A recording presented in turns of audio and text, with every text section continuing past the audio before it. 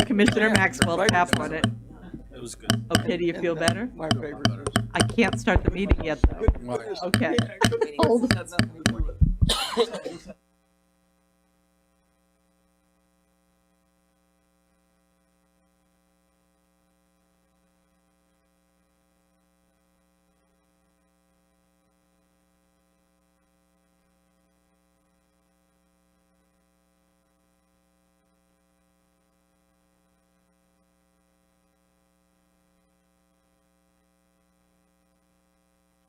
Muted.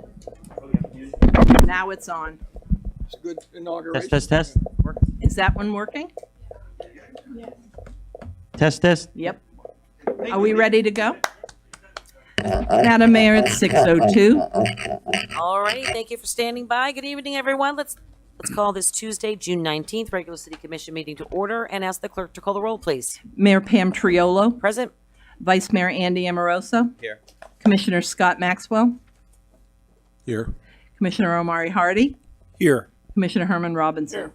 Thank you. If everyone would please rise for the invocation offered on behalf of me, Pastor Chris Voss, Sunlight Community Church. Thank you.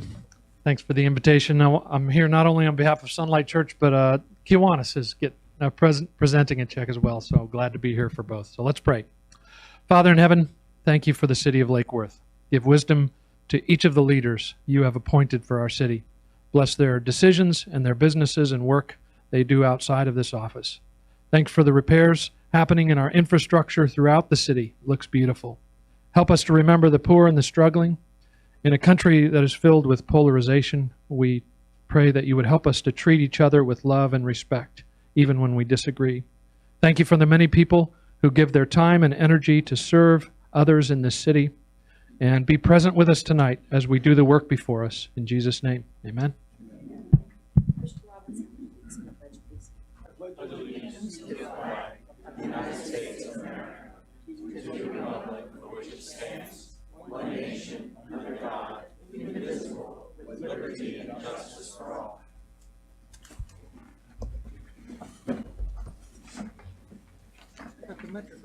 Thank you all very, very much. I see some new faces in here. Just a reminder, if you would please put your name on any blue cards if you have any questions. Public participation of non-agenda items and consent agenda items means just that.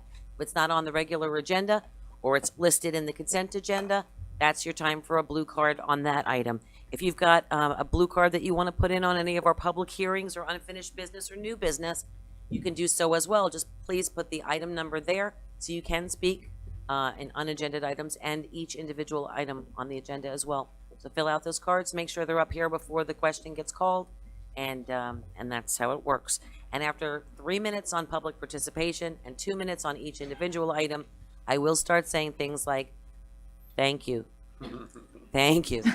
Because it's no longer fair to use the hook like they used to on the vaudeville stages. I will kindly say thank you and thank you to remind you that your time is over. All right, thank you. And don't think I'm rude by doing so.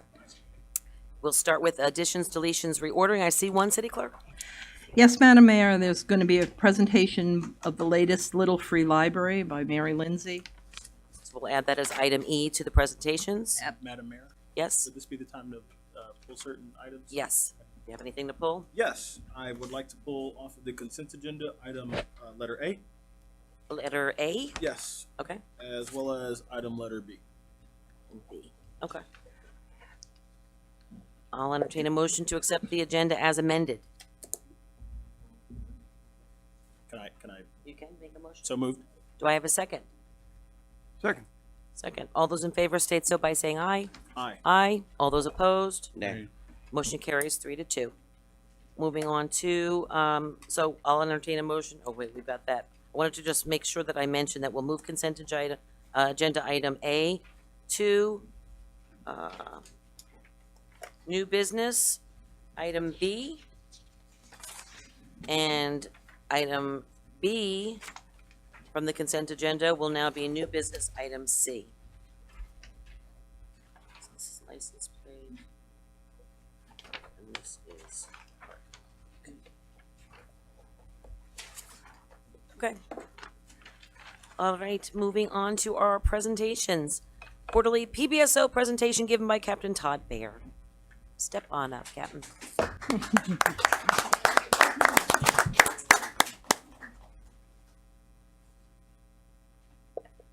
evening, everybody. Thank you for having me back.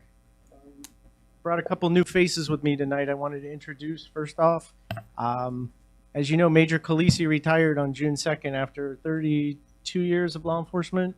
I have a new major, Chris Keene. Major Keene's a great addition, not only to the sheriff's office, but he's going to work very well with Lake Worth. I say that because almost 10 years ago now, I can't believe it's been 10 years almost, but when we merged almost 10 years ago, he was a lieutenant then under Captain Silva, and he came over for several months to help us, the Lake Worth guys, transition over.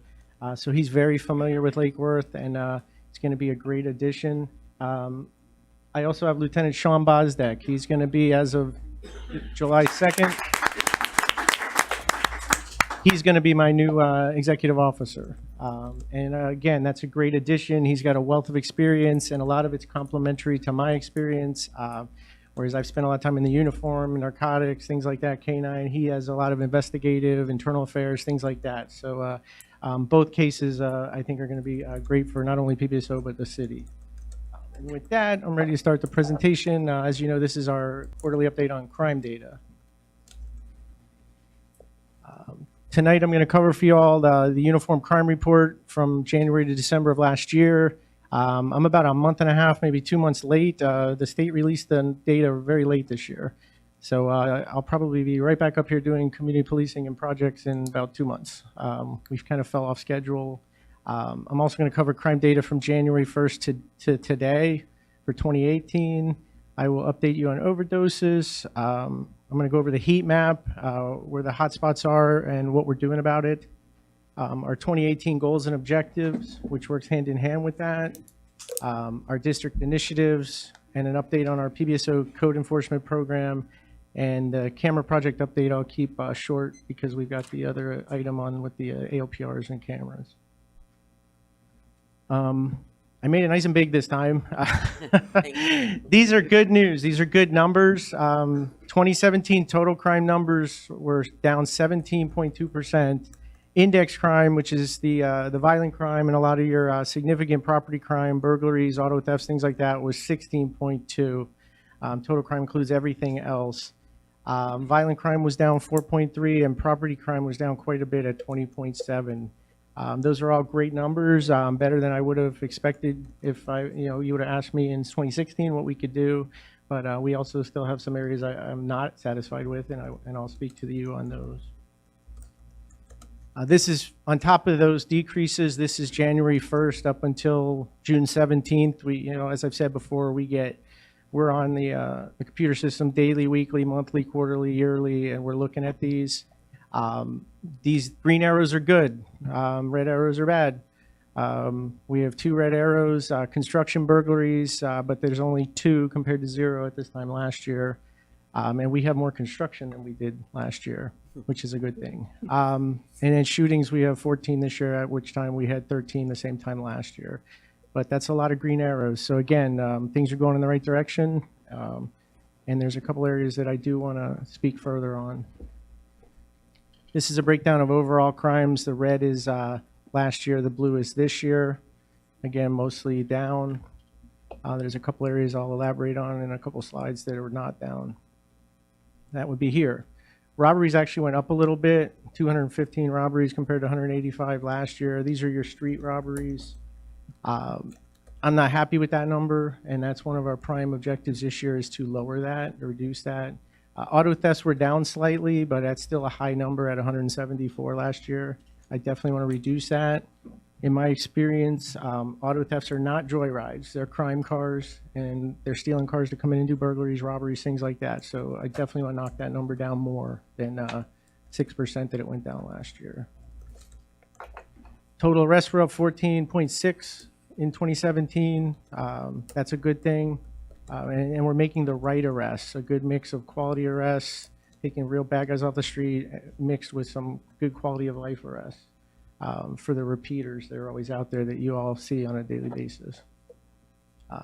There's some of the other ones. Narcotics arrests went up considerably. A lot of our violent crime is fueled by the narcotics industry, so we pay a particular attention to that. Same with liquor violations, they're up. A lot of bad decisions are made under the influence, as you know, so we made that a quality of life priority. And weapons arrests, they're low numbers, but weapons arrests are up considerably last year, which is also a good thing to take the weapons off the street. You're very familiar with the overdose rolling chart. Overall, the numbers are going down, but those are still too high for me. And a lot of the stuff we're doing, State Attorney Ehrenberg's doing, the Sober Home Task Force, and so it's starting to pay dividends. A lot of the sober homes are starting to leave our area, as I've said before. But we at one point were over 600 in a 12-month period, and we're down to 474 last 12 months. But that's still a heck of a lot of overdoses. And that's non-fatal and fatal. Here's your heat map. We run this quite often. It's another way to look at the crime data. This is just involving crime stats. If you throw in all calls, it's a different heat map. The red areas are obviously hotter than the yellow. Mainly the orange and the reds are where you're starting to see a lot of patterns. I identified the 3 top ones in the last year, and that was the 1 to 400 block of North Dixie. That was a lot of the quality of life stuff, the prostitution, the drinking, things like that. In fairness, we skewed that one a little because we paid a lot of attention to that area. So we made a lot of arrests, which may have made it a little hotter. And then the Tropical Ridge, Royal Point, Sienna area was hot last year, mainly with those street robberies. So that's a big focus for us this year. And the 7 to 900 block of South G, Dixie, and J, I put them all together they're all into one hot spot. We spent a lot of time on 8 South and Dixie J Street last year, made a lot of headway. We spent a lot of time at 9 South and G and made some more headway with not only us, but code. And then the Washington area cooled off a little bit, but it's still in our top 3. What are we doing about it? For 2018, this is some of our goals and objectives. Like I said, I really want to bring down those robbery numbers and the auto thefts. I think that will help with a lot of other crime. We want to continue with our multi-pronged approach to crime, and that is me listening to you, all the citizens. When I got back here and I identified the 3 top crimes, they were totally different than your 3 top complaints. So I'm trying to hit both equally, and it's really working. I believe in that broken windows, and if we don't see that in your face kind of quality of life crime, a lot of the other crime goes away with it. But yet we still have to hit the serious stuff. We've got several district initiatives going. Those are things that deputies and sergeants set up. They're problems they want to tackle proactively when they're not handling calls. I want solvable issues that they can address and hopefully solve within 30 days to make those neighborhoods better. We've got several of those going on at any given time. I believe I mentioned last time we put in for 3 grants. I'm hoping to hear soon whether we got them. They range in size from $150,000 railroad safety grant to over $1 million violent crime reduction grant from the burn grants. So, and there's one in between. So I'm hoping we get 1, 2, or 3 of them. They would all be used to make a big difference. Nuisance abatement, we work with Christy, Glenn, one of Glenn's associates, and we have several of those in the works right now. I get a lot of phone calls about those from citizens. I actively address those myself and the lieutenant. We run data with our analysts all the time to see if any of our problem properties warrant nuisance, either through the city or the state nuisance. And then finally, the code partnership is going well. You guys gave me an all-star in Billy, and I'll go into a little bit of what he's done. He's really done a lot with on our search warrants. He goes in and hits the slumlords from that angle, and he's towed hundreds of red tags. Hopefully you're seeing a difference there. Literally hundreds of red tags have been removed just in the last 9 months by him and the deputies that work with him. Some of the other stuff, as I told you before, we were the real-time crime center pilot, and we want to continue to be the lead district with the real-time crime. That's the future of law enforcement, the intelligence-led policing, predictive policing. We did several search warrants last year, a lot of drug and prostitution reverses, traffic wolf packs. You see the motors constantly on day shift, and we try to put those in the crime areas. that they can, do traffic and some of the, put down some of the crime issues we have. Warrant sweeps, hopefully you don't see, but they're there. We've been working closely with the DEA, the U.S. Attorney, and, we still have Christie, our state attorney, assigned to our district. I heard your calls about the beach. We did, an operation before spring break, and we're doing an operation up there for summer to kind of set the tone that, you're not going to be up there drinking and other shenanigans at the beach. It's for people to go and have a nice, good time. And I talked about nuisance abatement. Here's some of Billy's work. What we really want is the owners to remove them, and in most cases they did, but he also towed 137. So hopefully you're seeing a lot less abandoned cars, and even abandoned cars with the reddish orange tags on them. We're trying to get the turnaround time to be a lot quicker. And the camera projects. The camera project is going really well. We still have our 10 that we put in last year. We've made hundreds of arrests and hundreds more, we've identified hundreds more calls for service that we've used the cameras. We're hoping that you purchase the 20 more. The tag readers, we just wrapped up our 30-day robbery operation to try to quell those and set the tone for the summer. And we had 3 temporary tag readers in the city set up. And on a couple occasions, we got 3 stolen cars in one night. The very first night, we made a case on a robbery from the week before where they shot at a witness. We picked up that car in the tag reader and made a case the first night. And I could go on and on and on with dozens of cases in the last 30 days. And that's with 3 portables that we just put in 3 locations. If we had every ingress and egress covered, I can only imagine what we could do. So it's been very effective. And in those cases, they were not joyrides. We were getting guys with burglary tools. We were getting guys that we knew were doing robberies. So it's been very effective. I'm excited about the idea of having a lot more of them. And with that, I'll answer any of your questions. Commissioner Morzo. First of all, I want to thank you for the partnership with Code Department and how well that's working.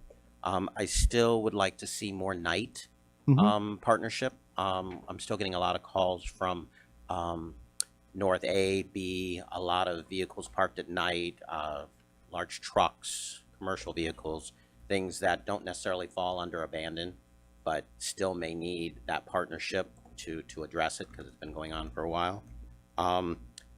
Sober homes, thank you for all your work on sober homes. Unfortunately, our sober home task force with the state attorney will be sunsetting tomorrow. The funding is done, but like you said, we've done so much work, especially in the city of Lake Worth. I've talked to a lot of realtors, and the sober home properties are selling before they get busted.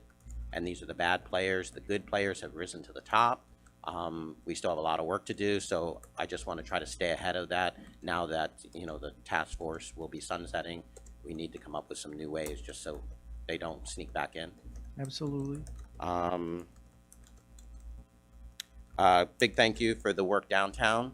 Your downtown officers are great, and the cameras, they weren't necessarily the cameras that the city purchased, but the camera in front of Starbucks caught the bad guy from a couple weeks ago that was targeting people for a bogus rental. They met them in front of Starbucks, $1,500 deposit for a house that didn't exist. And because there's a camera in front of Starbucks, we were able to catch the guy.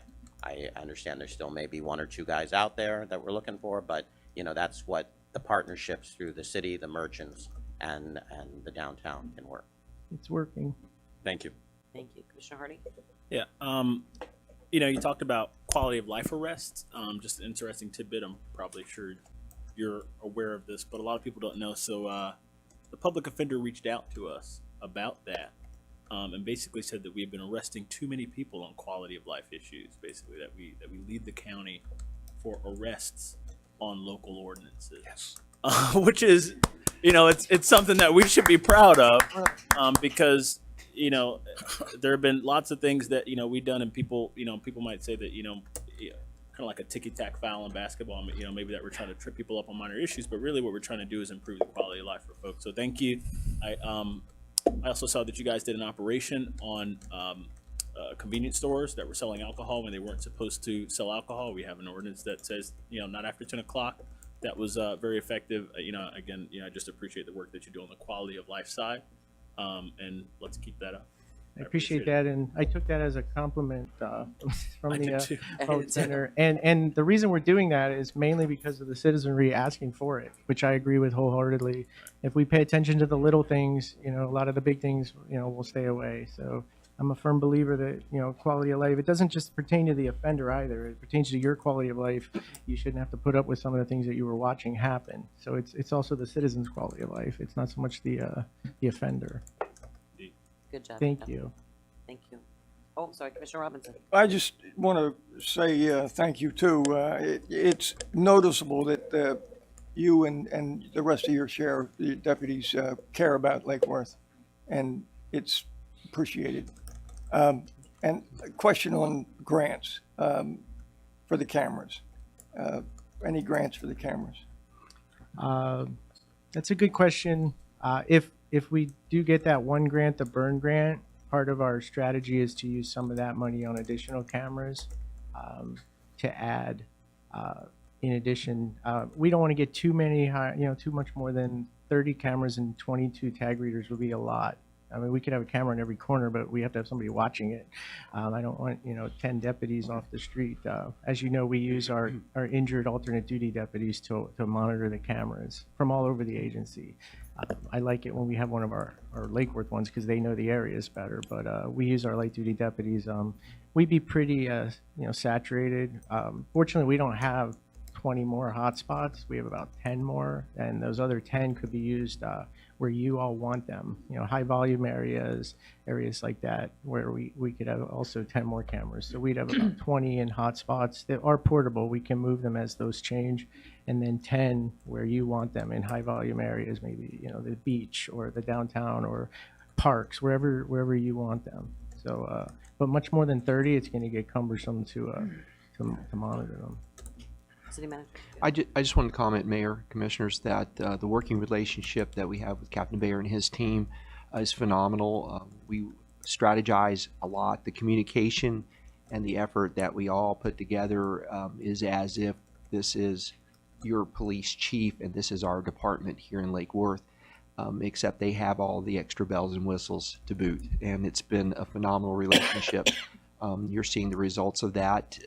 As we go forward, we're really optimistic of taking the data that we're seeing, especially in the heat maps, coordinating with the good work of code enforcement as they improve, and also adding in the fire department inspections and the other laws and ordinances that you've changed. They're having an effect. And so we have a great working relationship, and I just want to compliment Captain Bayer and his team. Thank you.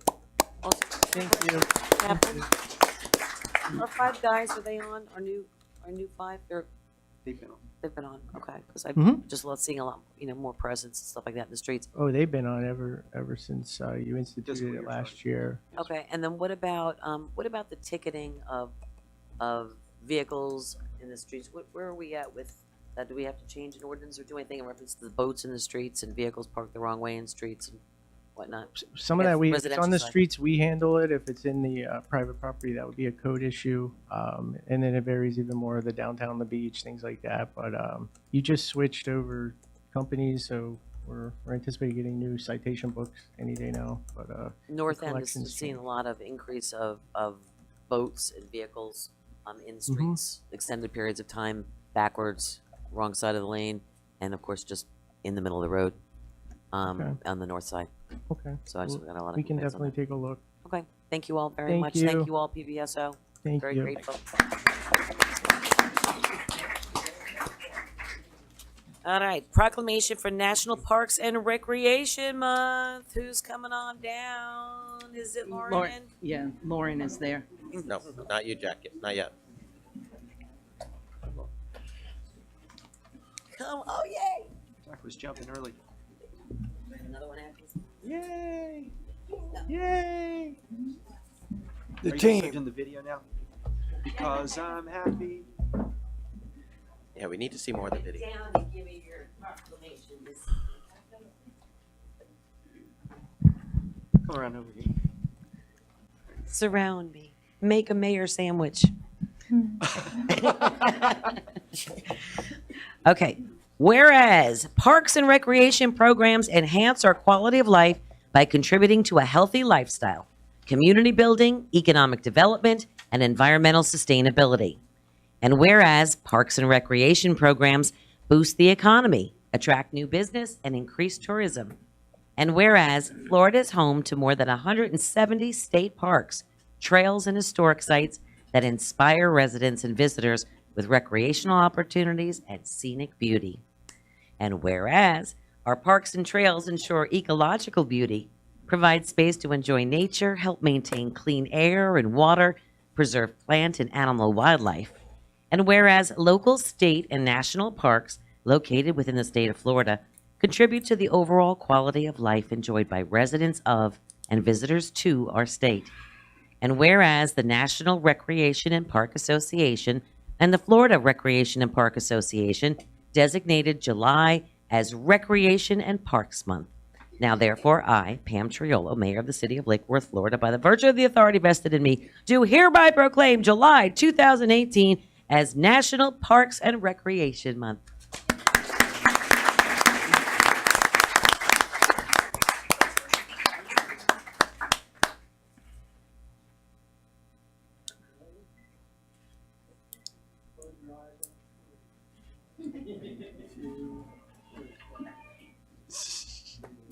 $10.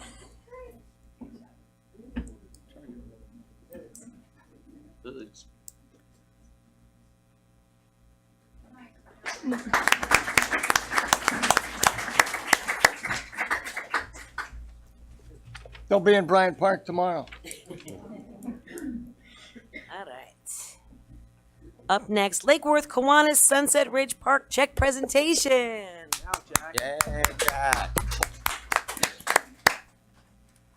Hey everybody, I am Jack Burnham. When she said Parks and Recreation, that has to do with what Kiwanis is doing tonight. So it's good to see everybody here. It's good to be here. It's good to get our project halfway done. We have a check for the Recreation Department. Nicole, maybe you could come up and get the check and pass it Yeah. along. Nicole was very helpful with us. This is we're buying one picnic table. We're buying two. This is the first. And a check for $1,477.88. I'm sure all of us would be. I bought a picnic table at Sam's for $120, so I don't know. Okay, The president is here too. the whole team. Thank you. Steve Hahn started this thing about a year and a half ago. He planted the bug in our ear, and our Kiwanis Club picked it up. The tables are going to go up at the Sunset Park on 8th A Avenue, 10th Avenue, just north of 10th Avenue and A. And we got Chris here. He's the president of the club. We got Brian. He's the next president of the club in 2 or 3 years. Let me see. I just hope that everybody up there, have two tables. If you go to Sunset Ridge Park, you'll see two oak trees that are beautiful. We're going to place those things very nicely there. So the people there will be under the shade most of the time, and maybe under some birds too. So. Thank you, Jack. Thank you. There's the hook. Okay, and finally, we had a lot of fun doing this. It took a year and a half to raise the money, but the Florida Foundation, Kiwanis Florida Foundation, helped us with a couple of grants, one for last year and one for this year. So we're coming home with this same. Hopefully, we have another table in 6 months. Thanks, Nicole, for your help.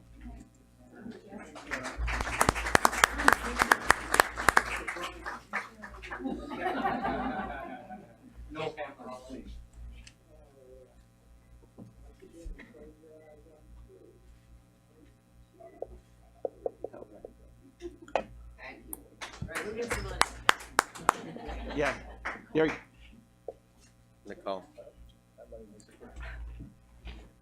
I put her name on those sheets. I didn't put College Park, just underneath. There you go.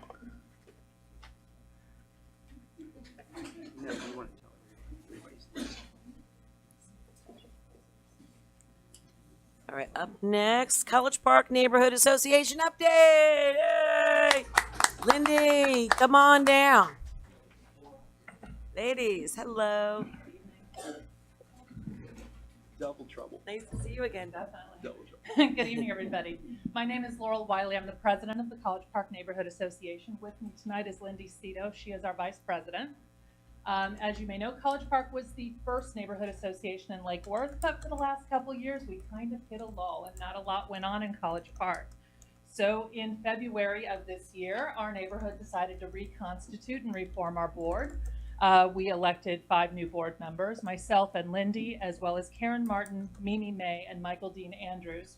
Under the new board, we have lots of new energy and new initiatives. I'm going to talk to you about what we have done this year, and then Lindy's going to talk to you about what we're currently doing and going to be doing for the remainder of the year. Since we were elected, we have seen a growing involvement with each successive thing we do. And one thing that we've done to keep interest in the association is we stagger business meetings with social events. That way, every time we get together, it isn't a business meeting. And so what we try to do is on the even months of the year, we do social events, and on the odd months of the year, we do our business meetings. So we were all elected in February. In March, we had our business meeting, and we also incorporated into that a meet and greet for the candidates who were up for commission and mayor. So that way the people who came to the meeting had a chance to interact one-on-one with these candidates. And we had a really good turnout for that. We had probably 45 to 50 people, which was an up from our February meetings. We were very pleased with that. April was our social gathering, and we chose to do that one at the Beach Club over at the Lake Worth Golf Course. And again, we probably had in the ballpark of about 50 people. We've added almost 20 new dues paying members since we've been on the boards. And a lot of that was done at that April get together at the Beach Club. In May, we did our business meeting at Rogues Down Under. And again, we got even more people showing up for the meeting. And that one was very, very successful. The thing we're proudest of to date is just this past weekend, we held a block party. And we had over 100 people show up for the block party. And I want to personally give a shout out to the Leisure Services and the Streets Department because they were amazing. We had to get a permit to close off part of Pennsylvania. We had to get barricades so that everybody'd be safe and nobody'd run us all over.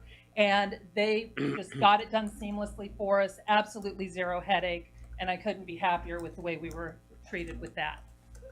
We've gotten lots of feedback from our neighbors. They want to see more block parties. So I think in our future, we probably have a few more of those. So now Lindy's going to talk to you about what our initiatives going forward are. Thank you so much. As you can see, we are just so fortunate to have a board that really just works in collaboration.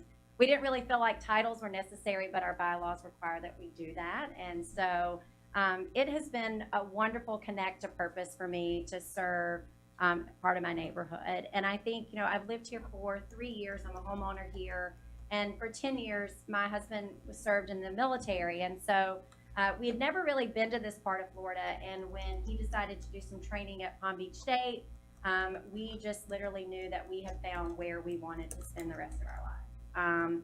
Lake Worth brings to us such a ability to be in a diverse setting, to have just open-ended relationships with your neighbors, and we are so excited to let you know that these are things that we're going to continue to grow, especially in College Park.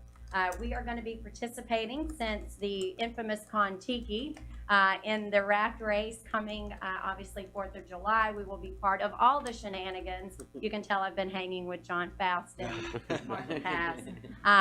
And we will be very excited to see College Park and to see our neighbors in the parade. We're also going to be participating in the entertainment portion of the race events.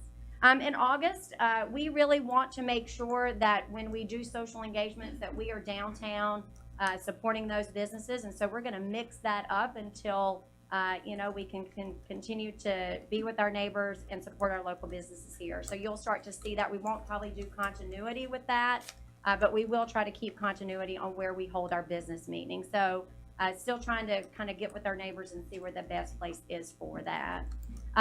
In October, because our neighborhood is drastically changing, we're seeing lots more families move in with small children at our block party the other night. It was great to see all the children and people there participating.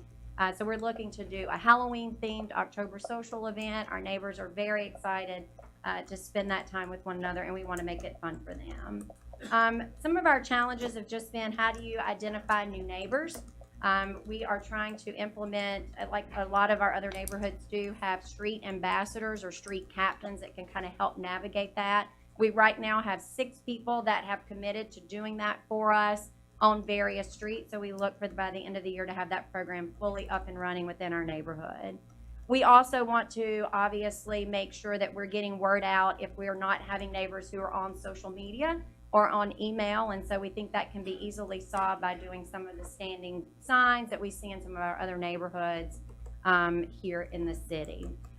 We just want to say thank you for those of you that have started coming to some of our events. I know we're very fortunate to have Mayor Pam Trulio and obviously our city planner as neighbors, and we thank you so much. City manager, sorry. I wear multiple Well, hats. you wear, yeah, you wear both ties. You look like a planner. I don't know what to do. Embrace it. But again, not to take up any more of your time, thank you so much. I hope that you'll continue to see College Park grow and be more active here in our wonderful city. Thank you again. Thank you. Thanks, Laurel. Okay, up next, Mary Lindsay and the unveiling. Thank you. They're coming in from outside. Mayor and Commissioners, thank you very much. I'm going to scoot over there, and hopefully the IT guys did the voodoo that they do so well. Otherwise, I'm going to have to sing. Oh, Lord.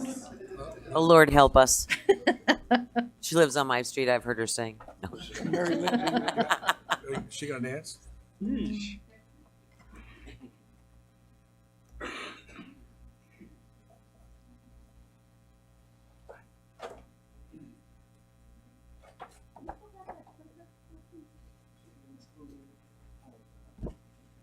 No, the one that says slideshow.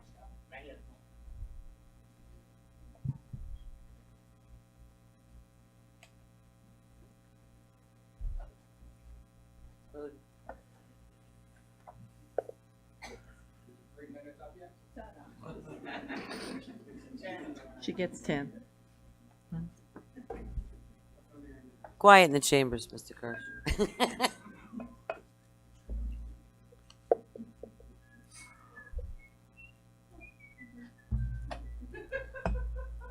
Dun, dun, dun, dun. Yay. Yep, that's it. Okay, can y'all hear me? Do I need a mic? Yes, you need a microphone for the people at home, please. Around the world is right. The people around the world in the world of little free libraries are fully aware of the city of Lake Worth, and frankly, they are in awe of what we have accomplished here. So how do I do this? This one? Oh, we have to see if it's on. It's on. Thank you. Can you make that go? Like go down there to the bottom where the little arrow is? I always think it's nice to start festive occasions with music. That's it. This incredible video was put together for us by Ben Carr.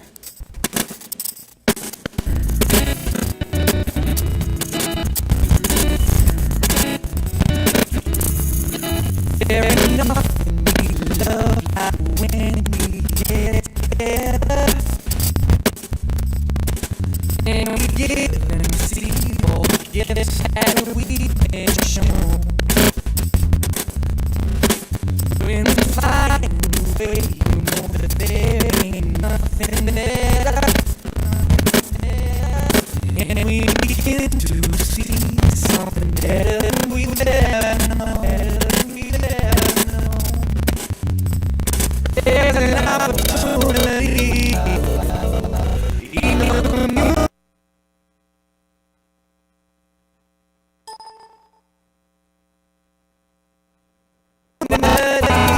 it's called a little free library. No more fighting my own mind.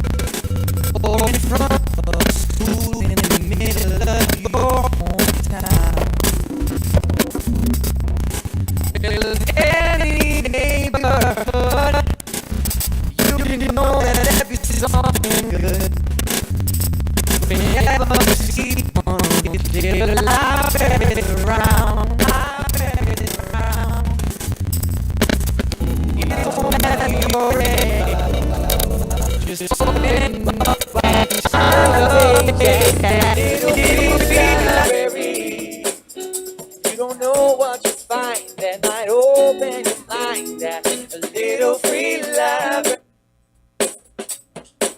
There we go. Yeah.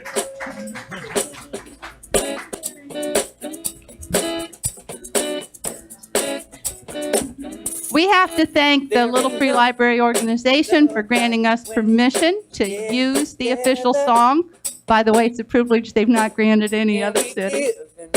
Hey, we can finally hear it. Why are you Okay. When we find a way, you know that there's nothing there.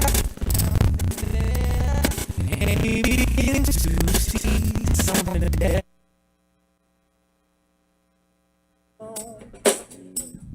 There's an opportunity in your community. It's called a little free library.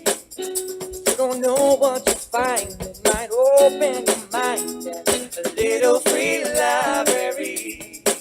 These little boxes of books will come take a look.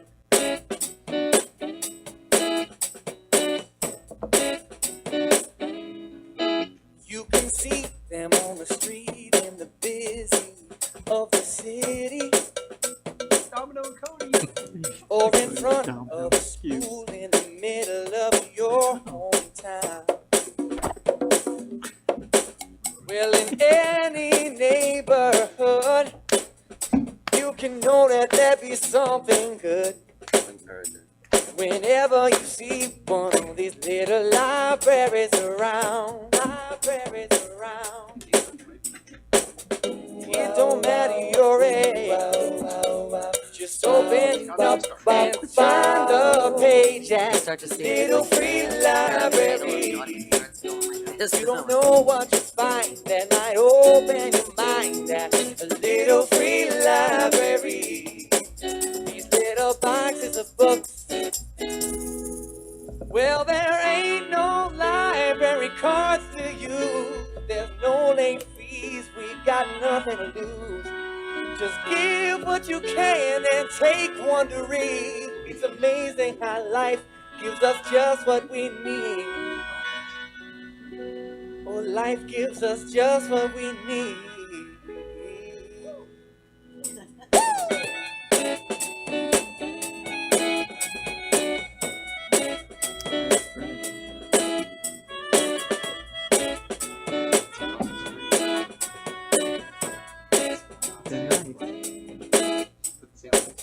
We're just sharing what we know, and it's helping everyone grow at the Little Free Library. But you don't know what you find that might open your mind at the Little Free Library.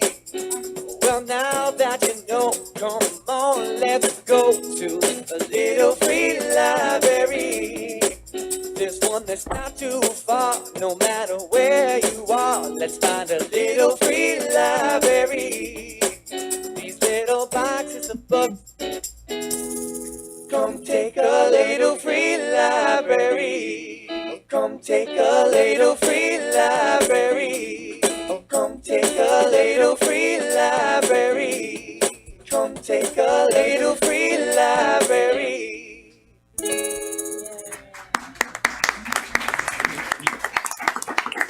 But don't you know there's more? One of the things I love about this particular song is the very opening lines of it couldn't talk about the city that we love, our city of Lake Worth, any better. There ain't nothing we love like when we get together and give and receive all the gifts that we've been shown. Has there ever been a better description of what the city of Lake Worth is all about? Little Free Libraries is happy to be a part and a vehicle for those gifts that we all give and share together. When we find the way, we know there ain't nothing better. The guy in that picture up there at the top, that's Todd Bull. That's the man who created the whole concept of Little Free Libraries. He came to Lake Worth for the city's Biblio Arte Festival last month, And I think we pretty much blew his mind. Yeah. And this is why. These are happy people. Little free libraries make people happy. They're making people read. That's a lot of them, and that's not even half of them. I love that little one down there. So they are, as you know, all over town, people of all age groups, every ethnicity, every culture that we have in the city of Lake Worth is represented in the Little Free Libraries. And we are so happy to be able to say that every one of our Little Free Libraries is chartered and registered with the worldwide organization. That really does mean something, because for every charter that we pay, and I have to tell you, we get a nice discount on those because we buy in bulk. But that allows Little Free Library to give Little Free Libraries to communities that are not as blessed and generous as ours is. It's the people that really make this whole thing work. Where do the books come from? Look at these boxes of books. 3 of those pictures are out at the school district, the Palm Beach County School District warehouse, where we have at this moment more than 100,000 books in backstock. We have access to every single book that goes through the Palm Beach County school classrooms and libraries. When they're finished with them, we get to go through and keep what we want. And frankly, about 70% of what we go through, we're able to keep and offer in our Little Free Libraries. Boxes and boxes and boxes, which is why I'm so strong, of books turn up on my front porch. People have been nothing but generous and kind with the Little Free Libraries. And all those people you see out there working at the warehouse, those are stewards. Those are everybody is a volunteer. And I think that's Lorelei in that picture there by the bookcases. We don't just use the Little Free Libraries to distribute books. We have so many, we look for opportunities. So at city events, at all kinds of places, we just set up tables and book racks with thousands of books, and nothing makes me happier than when I don't have to carry any of them back home. And I very seldom do. You can see them on the street in the busy of the city. Isn't that a great line? And of course, they're at every one of our schools and our events. We were so happy to be invited to the Easter egg hunt. I mean, could they just be any cuter? Look at these kids. In every neighborhood, you're going to find Little Free Libraries. Just open and turn the page. Okay. Magic. The little girl in the red shoes, she found a chapter book in one of the Little Free Libraries at one of the events we were at. We came back to the same locale for the Healthier Lake Worth event out near Barton School. She came back for that one, and she told us that she fell in love with chapter books. She goes to the Little Free Library in her neighborhood all the time to look for more. And her teacher, after only 2 months, her reading improved so much, she moved up a whole grade level in reading. Her name is Tanaya, and she's absolutely one of our stars. Life gives us just what we need. Yeah.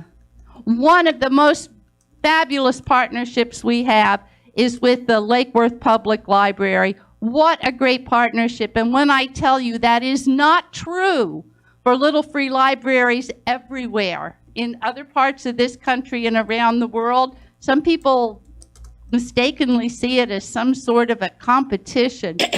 In Lake Worth, we could not have a closer partnership than with our public library. And everybody loves Miss Cindy. She is our star. Let's see. Yeah, oh, those two bottom pictures down over here. We just opened one. We're so excited at the Guatemala Maya Center. So it's an indoor little free library bookcase with, I know it's got 200 books on it because that place served so many families. And we've been wanting to do that one for a long time. Finally, somebody donated that beautiful bookcase to us, and we were so thrilled. We got that one up in a great big hurry. Well, now that you know, and one of the ways you know is because the Lake Worth Herald, our local community-minded community paper, has been unbelievably generous in column ink for us. So those are just a few of the articles. Thank you, Mark. More neighbors, and you'll notice, you'll see some of the people up here in a whole lot of these pictures, because a whole lot of the people up here and in this city administration and organization have taken a very active hand in the little free libraries. So there's one that's not too far, no matter where you are. Let's say we go find a little free library. Did I mess that up?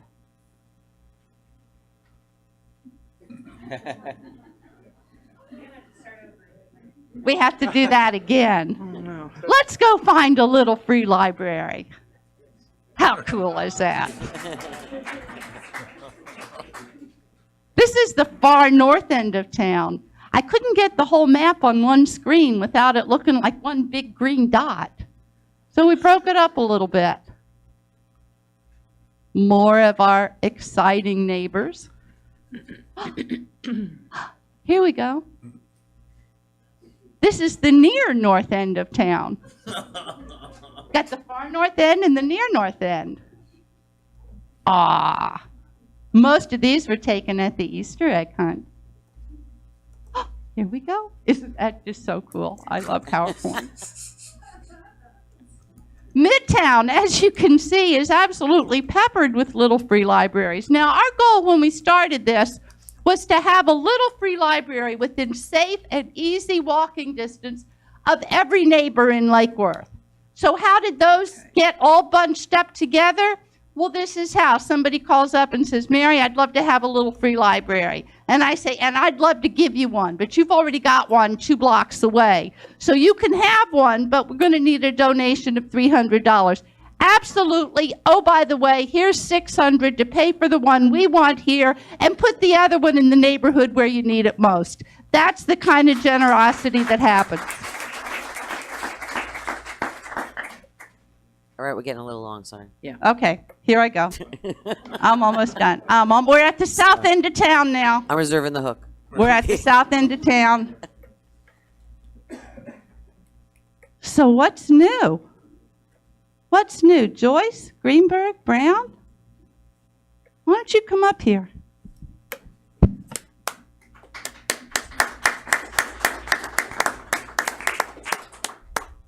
Mayor, you come down?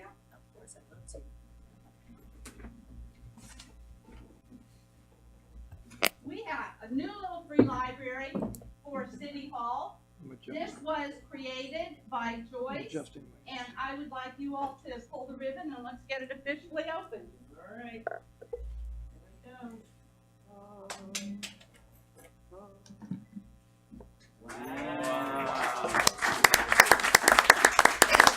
Wow. This little free library was created to honor where the wild things are. Joyce believes that the wild part of every child needs to be nurtured. And this is what all different sides, can somebody turn? Turn. This is all done in clay, fired and painted. Wow. Yep. Is this spectacular? Madam Mayor, wheel it back to the back of the room.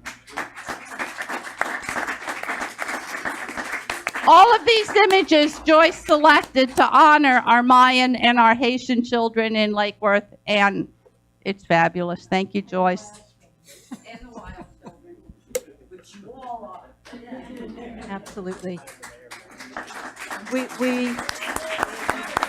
I want to thank you all. I want to thank Lake Worth, and Mary is such a special person to, how could we do this without Mary? Hey, Miles. How are you, sweetie pie? See, this is for the children of Lake Worth. I was hoping to plant this in front of our studio on F Street, but we won't be there any longer. So I'm so happy that you were able to bring it into the city, into City Hall. We wanted to make sure that every child in this city identified with books and with the works on here. And so this was made for all of the children and all of the communities in Lake Worth. Thank you all.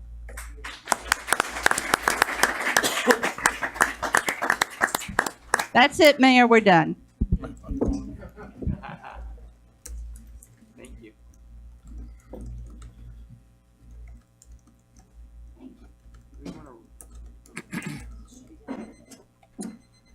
Can you get it? That's so pretty. Should I bring it down? It's a song. Okay, we're going to move on to Commission Liaison Reports and Comments. We'll start with Commissioner Robinson. Wow, it's obviously about the people of Lake Worth, as we demonstrated tonight, and the neighborhoods. I was somewhat busy. I do want to. I am glad to say that the Scottish Rites won't be having any more gun shows on Sunday. Attended the Mango Fest. That's great. Next year is going to be bigger and better. I want to say that the Gulfstream owners are looking forward to naming a developer early August. The tree board had over 30 people attending their pruning and planting education. Flag Day was a Scottish Rites put on a very respectable Flag Day presentation with the scouts of our community. I did attend a Ramadan breakfast with Interfaith, which was tasty. Parrot Cove had a neighborhood meeting that was educational, and I appreciate the communication that Ben Ellis and Anthony Murata gave on the Finance Advisory Board and Planning and Zoning. The Pineapple Beach had a cleanup, and thankfully, or luckily, they found a sewer backup and were able to get that taken care of. So the cleanups are fantastic. The crossing for a cure was a great day for Lake Worth. There were many people that had never been to Lake Worth, and hopefully they'll be back. I want to really congratulate the lifeguard. We have three strong lifeguards: Lex May, Frank Roper, and Gabe McCroy. Came over 100 miles paddling, and it was a great day in Lake Worth. Leisure Services, Silvio did a great job under Lauren's leadership. Let's see, and Friends of Lake Worth Parks and Rec met last night, and the Recreation Board is meeting tomorrow night. City had an active shooter training, which was really, really important and necessary. And that's where I've been lately. Okay. Commissioner Hardy? Oh, sure. Well, it's been an eventful 2 weeks or so. I visited Vernon Heights, discussed some issues with them, discussed the possibility of development with them, as well as some issues with the electric utility there. I'm a regular member of the Treasure Coast Regional Planning Council. I'm no longer an alternate member, so I attended there. Last Friday there were a few issues that we discussed there. The first thing was that the previous Friday they held a biosolids symposium. So a biosolid is basically a fancy word for processed poop. Okay, so when you flush, it goes to a facility, they process it, and it gets turned into a fertilizer that people can use. The potential problem is that it's quite possible that the nutrients from these fertilizers are showing up in our surface waters, right? And so they held an all-day symposium week before last, where they invited experts from all over to discuss this. Obviously, we have we play a part in this. There's going to be a technical advisory group with different professionals from around the state, some from the utility side, some from the agriculture side, some from the environmental side. I'm going to nominate Brian Shields, that technical advisory group. He obviously has the expertise and the experience, and I think his voice and, you know, the voice of someone who works for our city would be, you know, beneficial for us to have him on that advisory group. Constitution Revision Commission. So Florida is very weird. We have 5 ways to amend the Constitution, which is strange. It's very easy to amend the Constitution here in the state of Florida, the state Constitution. And so one of these ways is the Constitution Revision Commission. They meet every 20 years. They've been meeting for the past year. They put several proposals on the ballot. These proposals don't have to be vetted, right? So, you know, when the legislature proposes a constitutional amendment, it has to go to the state Supreme Court. The state Supreme Court gets to vet it. This group gets to put things directly on the ballot. We've had twice now one of the members of the Constitution Revision Commission come talk to us about the work that he's done and the work that the commission has done and the stuff that affects cities.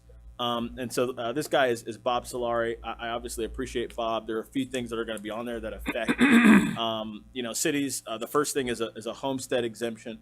You know, this is basically going to affect homes that have values greater than $100,000. We have many homes here that do not meet that high watermark, but still, you know, we're going to be affected by it. So that additional homestead exemption, should it go through with 60% of the popular vote, is going to cause our general fund to lose about $230,000.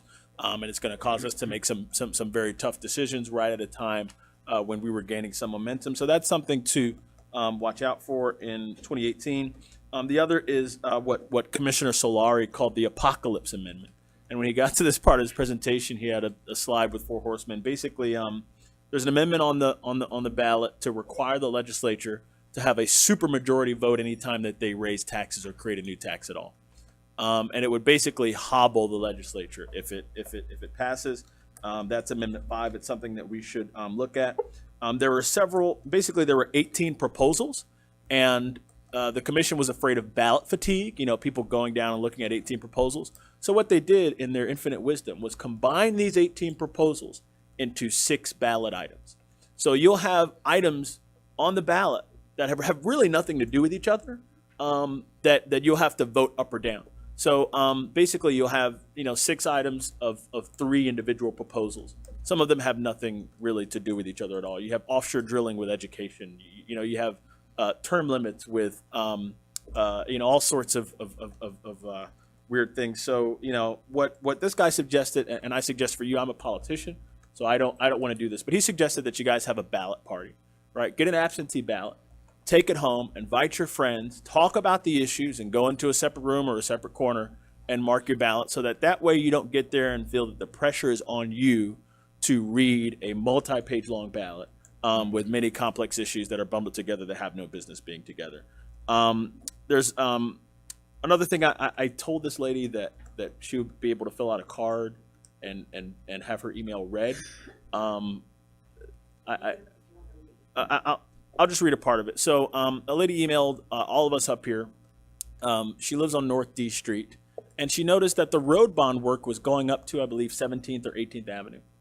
And the rest of North D Street, which if you have driven up there recently, up by the Scottish Rite, is riddled with potholes, some of them very wide and very large and very deep.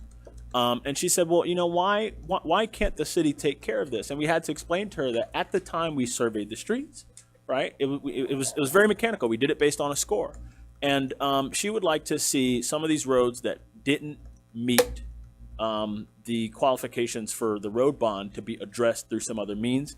The penny sales tax was something that she brought up, and I hope that we can listen to people like Nancy. The other thing is, and this is the last thing I'll mention, I got a letter from a city employee, and it was handwritten, and it was you know, at least very personal for me. We just had a comp and class study done, and we talked about the comp and class study, and it discussed how much we pay our city workers. Okay, and basically out of 329 workers, I just want to make sure I get this right. Out of 329 workers, if you apply to any job, they always give you a range, right? Here's the minimum you're going to make. Here's the maximum you're going to make. And that range, if you look at all the different cities or all the different places that you can work, kind of take the average of that, and that's what's normal. Out of 329 employees, we have 129 that aren't making even in the range of what's acceptable for people who are doing their work.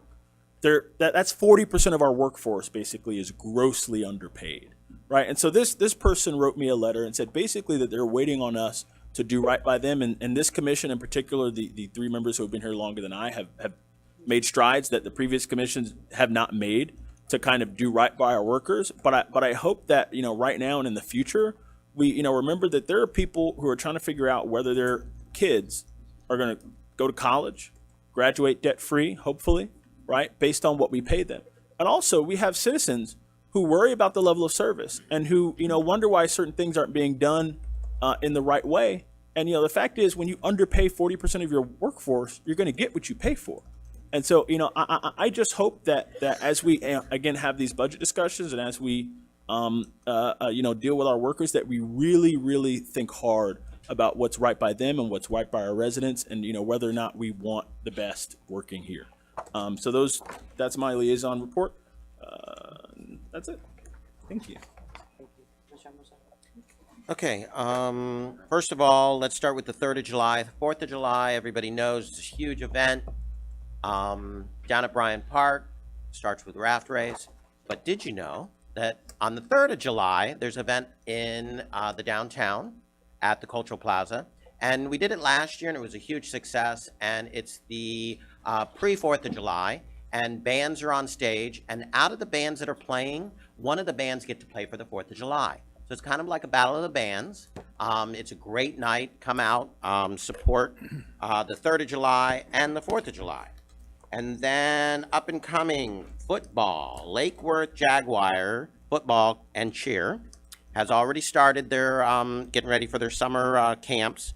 And we need more kids, ages 5 to 15. We need you to come out. Season actually starts in August, so this is the conditioning summer program. And we're looking for more kids, so if there's any kids in the neighborhood, bring them out. Again, it starts in August, and that's online at the city. I had the pleasure of attending the Conference of Mayors in Boston. A lot of great information. I spent most of the day meeting with city staff and different departments, sharing some of the things we learned. 2 of the things that jumped out is you've seen a lot of the bike shares in and around West Palm Beach and other cities, but they take up such a big footprint that we really don't have. There's a bike share that I've given to the city manager, and he's going to look into it, and it's single bikes. They're electronic. The app's on your phone, and say, for instance, you ride it to Paul's on the Avenue. You lock it in as Paul's on the Avenue, so somebody else comes behind, they're looking for a bike share. They can see there's one in front of Paul's on the Avenue, and there's one in front of Kilwin's. And you know that there's a bike down there, you get on it, you go wherever you're going, and when you lock it up, it tells you the location. Great for the downtown and for the city of Lake Worth to help us get around.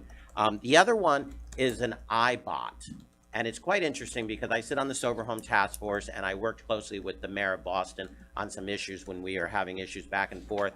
And they've, it's a company, 2 young women that have created an iBot. One is a physicist and one is an architect. And they created an iBot that will go down in our water system prior to being, having it cleaned. And Commissioner Omari Hardy, you had mentioned something about some of the things going into our water system. This iBot will they made it for opioids, but it will be able to identify anything that's in your water system. And it'll tell you how many opioids, how much runoff from your greens, if there's anything else in your system. And they're looking for 6 different cities to test it. So again, we brought that back, and I'm hoping that we can move it forward, and it will help with the opioid issue, but it will also help with some of the runoffs in the different areas around our golf course. So, I mean, because we see it, it may be there, it may not be there, but this will actually be able to test it in our water system. So that's a great thing. Up and coming, we have the last Sober Home Task Force tomorrow. Next week, I'll be attending Palm Beach County League of Cities Board. I was reelected to their board. Also, the BDB, the Business Development Board. I sit on the Business Development Board for the city, and we've got projects now coming to the Park of Commerce through the BDB, which is huge. And then lastly, I wanted to talk a bit, and I'd like to request from the dais and that we, sooner the better, have a workshop to talk about our downtown and what the vision is for our city and our downtown. You've often heard me say that the downtown is our heart, and if your heart's not healthy, the rest of the city suffers. Right now, I don't think our heart is healthy. We're going through a lot of change. Most recently, Starbucks has closed, Sapphire has closed, Sayetos will be closing at the end of the month. Myself and Studio 205 Java Juice Bar will be moving from the Avenue. As of in 2 days, Kilwins will be closing in the downtown corridor. 3 of Hearts has closed, and you heard Joyce Brown will be leaving from J Street. That's very concerning, not just to me, it should be concerning to everyone here, and it's very concerning to the downtown merchants that are still there trying to make a living. So I think we need to have a visionary workshop and talk about what the visions are for our downtown moving forward. Thank you. Thank you. I just wanted to take a moment for those of you who know Indian Trail Improvement District. Supervisor Gary Dunkley was the supervisor of that area. He passed away on Saturday, April 28th, and I just wanted to, of course, send our city's condolences and our thoughts and prayers are with their family. They are having an event, a celebration of his life on Saturday, July 21st at 9 a.m. at the Hamlin House Community Center, which is in Loxahatchee. If anyone wants information on that, please feel free to call me or to call Savina in my office. And again, lots of love and prayers to his family. Commissioner Robinson mentioned it earlier. We had the Crossing for a Cure this week. If you wondered what was going on out there at the beach when they arrived in, I think it was on Saturday, and then we had the award ceremony on Sunday for cystic fibrosis. Gentleman's daughter and basically was diagnosed with cystic fibrosis, and he realized that the benefits of the salt air for patients with cystic fibrosis and how the healing properties of salt air, and just started fundraising and raising money for cystic fibrosis. This was their best year ever. I forgot what they said. They raised $275,000. They went from a little backyard barbecue kind of thing to raising $275,000. They had 100 paddlers, and I guess you could take any kind of vehicle across as long as it paddles. So there was rowboats, there were paddle boards, there were canoes, kayaks. There was some of them do them on their belly the whole time and they can't move. It has to be on them. Some of them sit upright. I mean, absolutely incredible. Talk about testing your strength. They leave Bimini in the Bahamas at 1 o'clock in the morning and paddled to Lake Worth. So could you imagine being in the middle of the ocean at 2 in the morning on a paddleboard? I mean, insane. But these people did it, and they look a little worn and torn at the next day, but they certainly did it. And they've asked if they could come back, and they choose a different location each time they've done it. They asked if they could come back to Lake Worth next year, that they had such a wonderful experience. And staff, I want to thank them for really rolling out the red carpet for them. It was absolutely incredible, and we were happy to play a part in that. And of course, as Commissioner Robinson mentioned, 3 of our ocean rescue team won some of their districts in it, so that was a big deal. And I'd like to ask my fellow commissioners, can we bring those 3 ocean rescue guys in here and give them a little presentation for something too, because that took a lot of guts, and they always prove us so proud, and I'm really grateful. One of the other things, let me see, I had a couple of really great meetings with different things. Illustrative Properties, it was obviously they're realtors in the Palm Beach Gardens area, their sister company, and called me up to say, we would like you to come up and talk about Lake Worth a little bit and give us some more information. So, well, what are you looking for? They said, well, we're just getting so many calls about Lake Worth and people wanting to locate in Lake Worth, or people want to live in Lake Worth, and they're hearing about Lake Worth. So we'd really like it if the mayor of Lake Worth would come up and talk to us a little bit about it. 2 hours I was there. Answered a lot of questions. This was yesterday or the day before. And really, really exciting. Heard some great stories, and I'll share them with you another time. We have a big agenda. But just one more thing with the trip to Boston. What an incredible time. It really was. The U.S. Conference of Mayors is a very different type of event. It's mayors from across. So you're sitting there with the mayor of Boston, the mayor of New York, the mayor of Los Angeles, Santa Monica, Topeka.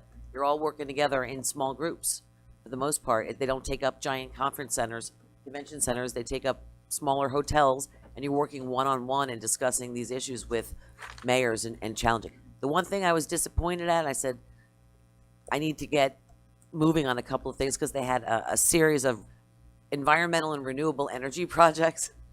And with all the stuff we've done so far in Lake Worth, we could have creamed them in the competition, but we were not for some of those awards. And I actually got to offer a lot of advice on LED street lighting based on what we've gone through, and got to talk about our solar farm project, got to talk about the Gulf Stream Energy project, and people were very, very excited and asked me to come back and speak at the next conference. So I'm looking forward to that. A lot of great things happen, but I'll fill you in as they become. And oh, that's right. 250 mayors showed up for the U.S. Conference of Mayors from around the country, and it just so happened to be Pride Fest there. So we represented from Lake Worth, because you know we have the best Pride Fest in the world, but of course I'm biased. But we all the mayors got out there. 250 mayors marched with Marty Walsh, Mayor Walsh in Boston. So I tried to send you guys a Facebook Live, but I screwed it up. I'm sorry. I wanted to send it while we were out there all together on the road. All right. Thank you all. Let me see what else. Mm-hmm. Oh, Scott. I rotated around. I'm so sorry. I went out of order, so I messed myself up. Well, one of the cool things about getting to go last is you guys pretty much touched on most of the good stuff. And I think I feel all the time. Usually it's Well, me. you That's should why. feel that way. That's why I went last. Be careful what you wish for. You're sitting in the middle. Hey, just want to wish everybody a happy 4th of July and encourage you all to come out for that wonderful day. It's one of my favorite days of the year, of course, and it's just a great, great time. So, come on out, enjoy the raft race, get silly, and just have a really good time. I do want to, speaking of having a good time, now that we've, officially come out of the closet and the world knows we have zombies among us, I just want to follow up with the city manager. How are we working? How are we looking on my request for having a zombie fest weekend? Lauren's digging into Got it. digging. They don't. No, Lauren's she doesn't dig. digging They into just it. make themselves. They just get up and do it themselves. Well, our zombies are, they're not your typical zombies. They're vegetarians and they drink. But seriously, I really hope that we really seriously consider doing a zombie fest weekend because, well, it's just time that we, totally embrace our populace. Okay. Okay. So I expect to hear more on that. Thank you. I actually found online they have like a zombie application. So I took my mayor's picture and I zombified myself. And I thought I should send that on to like the Walking Dead people and invite them to come here and visit. All right, enough of that nonsense. Joanne Golden, would you like to join us up here? Followed by Sarah Willis. Good evening, Joanne Golden, 502 North Palmway. Want to thank the Sheriff's Department for their presentation and want to thank you for getting the folks not to have gun shows in It was our a city. perfect storm. Yeah, it was a perfect storm. It was great. And thank you all for going to the mayor's conference. I heard a news conference today, and it was with Representative Frankel and some mayors from our area concerned with the travesty that's happening on our border in the United States, on the southwest border, with children being incarcerated and taken away from their parents. We have schools in our county that are initiating some sort of plan in case ICE comes in, and so that they can remove the children. We have children in our cities who are worried about going to school because when they come home, their parents may not be there. We have a welcoming city, which is a wonderful thing that was passed. Unfortunately, one of the agencies that's involved in our city is also involved with ICE, which is our Sheriff's Department. And I hope that maybe we can have some influence on the Sheriff's Department to not be judgmental about the people in our city, just like our staff and the other agencies in our city are not to be judgmental about where people come from, if they're legal, not legal, black, white, or green. So I would really appreciate it if there's some way that we can have an effect on one of our agencies who we pay money to, the Sheriff's Department, to not be in collusion with ICE and to make sure that the residents of our city are protected. You know, you can't outsource compassion here. We outsource a lot of things, but you can't outsource compassion, and you cannot have a community without humanity. So please, let's have some compassion and some humanity. Thank you. Sarah Willis, followed by Gerald Christensen. I'm sorry. Hello, thank you. I just wanted to come and introduce myself. My name is Sarah Willis, and I'm running for Circuit Court Judge. It is a county-wide election on August the 28th. It is nonpartisan, and I wanted to just say who I am. I am most recently a general magistrate here in Palm Beach County for over 3 years, where I've presided over circuit court matters, including family issues and mental health cases.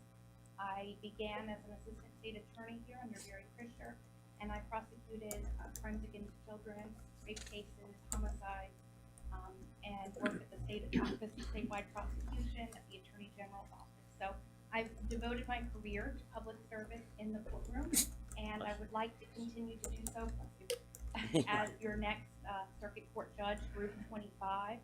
Again, Sarah Willis. It is a countywide ballot, and it is nonpartisan, so it is on everyone's ballot down at the bottom. Okay? Thank you very much for your time. Thank you. Ballot party. Gerald, followed by Michael Hoyt.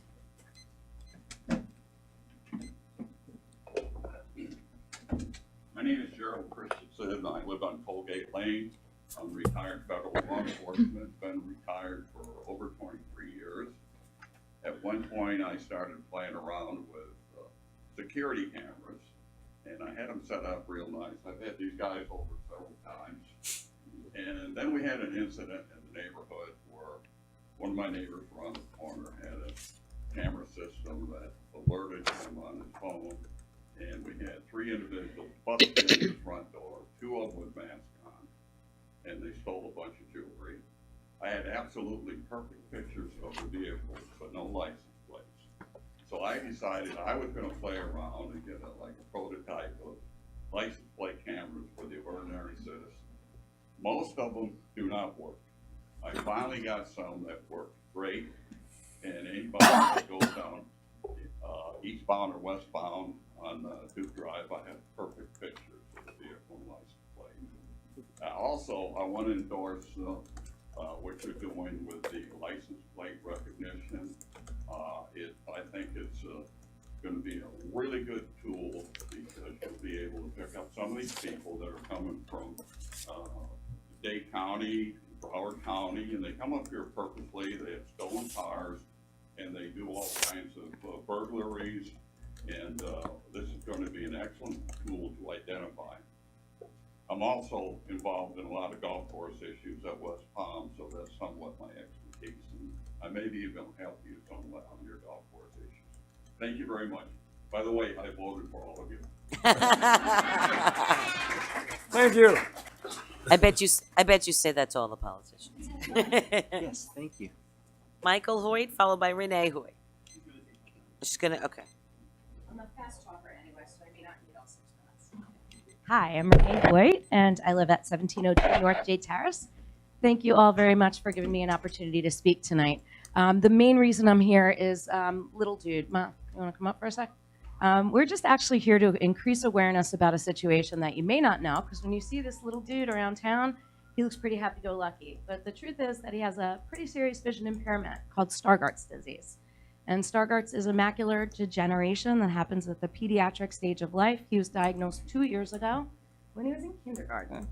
And unfortunately overheard the doctor saying the words blind, which what he meant was legally blind, as in when it fully progresses, that's what this child will be.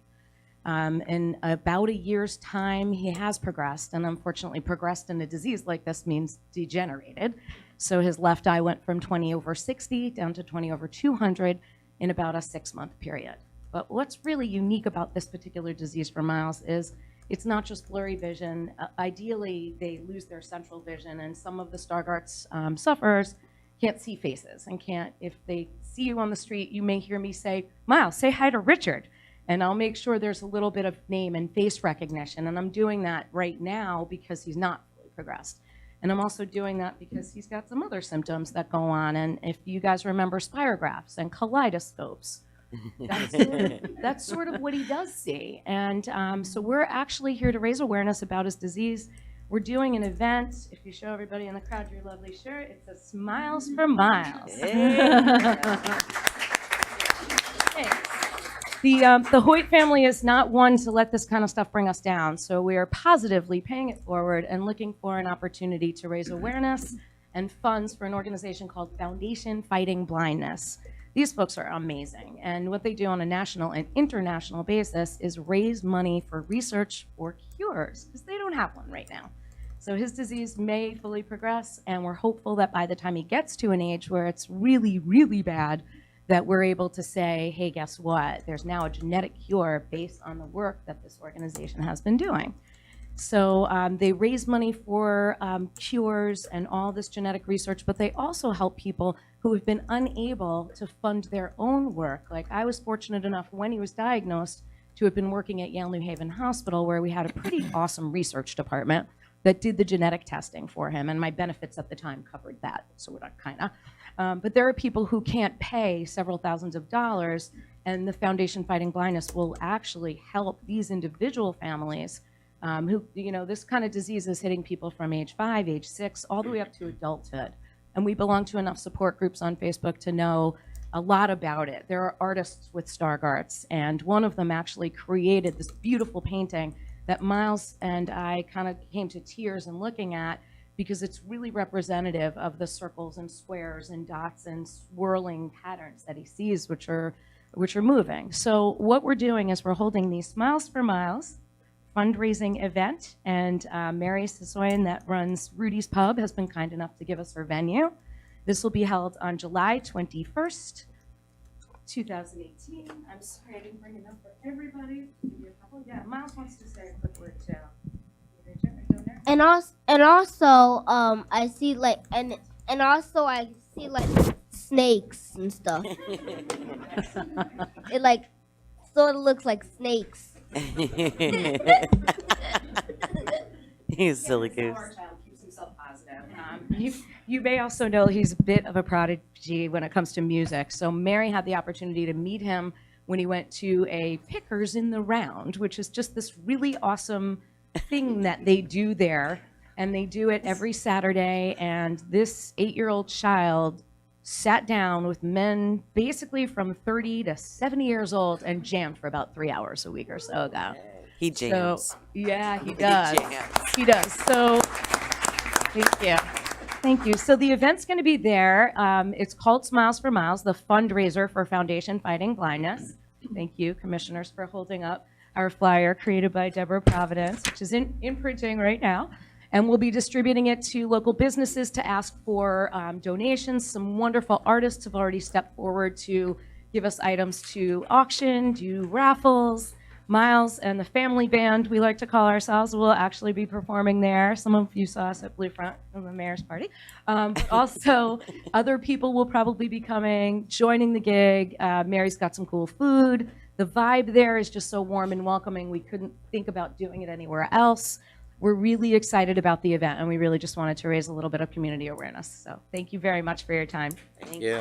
Go Miles. Thank you. Thank you, Miles. Stick around long enough so I can get my hug. Pam Bergsma. Oh, yeah, followed by Sarah O'Kelly.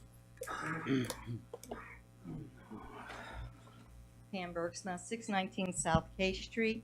Honorable Mayor and Commissioners, I just wanted to bring your attention to this flyer that we've been passing out in our visitor center. Many, many months ago, my husband brought it home to me, and I became aware of the fact this outdated map, some of these things don't exist at all. But the thing that saddened me the most, and I know we're all into historical, the only original elementary school in the city of Lake Worth, there were 3 of them, West Grade and North Grade were demolished. South Grade Elementary School at 716 South K Street is standing. And it's a beautiful 1926 building with phoenixes over the front door. And it's depicted on this map as the South Area Alternative School.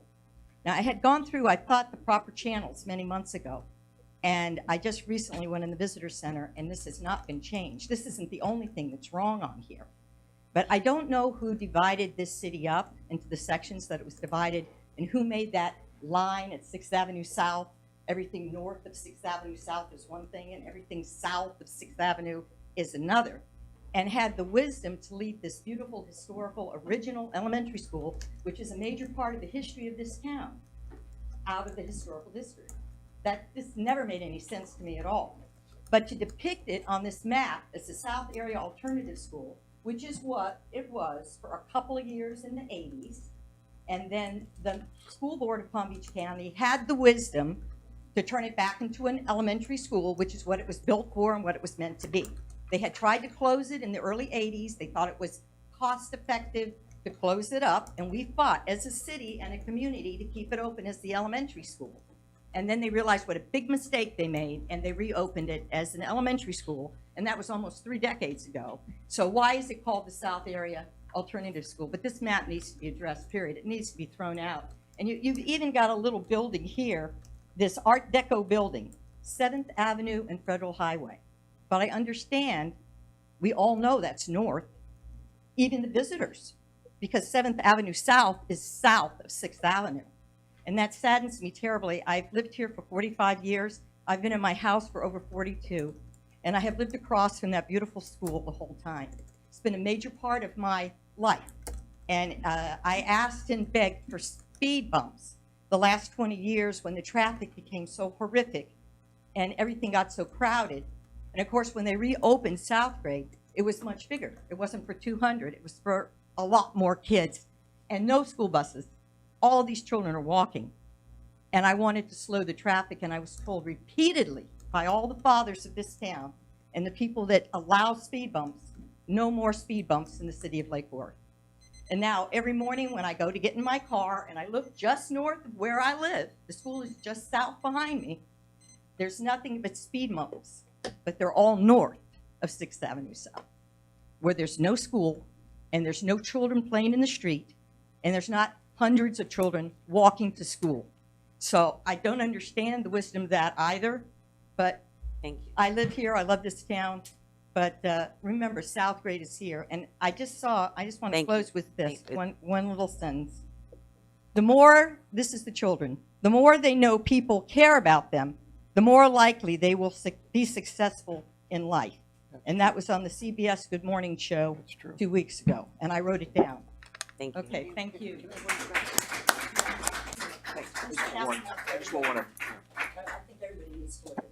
Sarah O'Kelly, followed by Michael. I'm sorry, guys, you gotta have to. Is it Chase? Okay. Case. Case. Okay. I can't read it. Sorry, honey. Thank you. So I have an idea to help try and clean up the beaches. This is basically it in a nutshell. What it is I know that there are organized beach cleanups, but and it's actually being done in Deerfield Beach already, where we could leave some of these anywhere you like, really, where most of the people are heading down to the beach. So rather than have still have the organized cleanups, but have these available all the time. So if you're going for a walk and you don't have a bag, you don't have something, and we've had a storm and there's a lot of stuff washed up, they can just grab one of these, fill it up, and in Lake Worth's case, they could bring it to the pier, and the buckets could be kept at the pier, and the idea then would be to weigh the trash, and then the city can show after 6 months or whatever how much you've collected, and you can put that down as something that you're doing towards cleaning up your beaches. And that's it. And I'll work on getting the buckets donated. So really, it's no cost. It'll just be where you want to put them, and if the pier is available to take on the task of giving out the buckets. And that's it. Thank you very much. Appreciate it. Michael? Okay, you keep moving around. You're out there, you're there, and now you're in the front. And Richard Garcia, you're on deck. First off, I'd like to say we're getting our streets and sidewalks done where I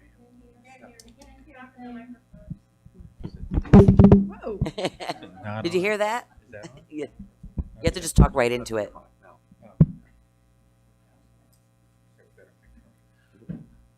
Anyway, one of the recipients we are at South C Street of the new streets and sidewalks.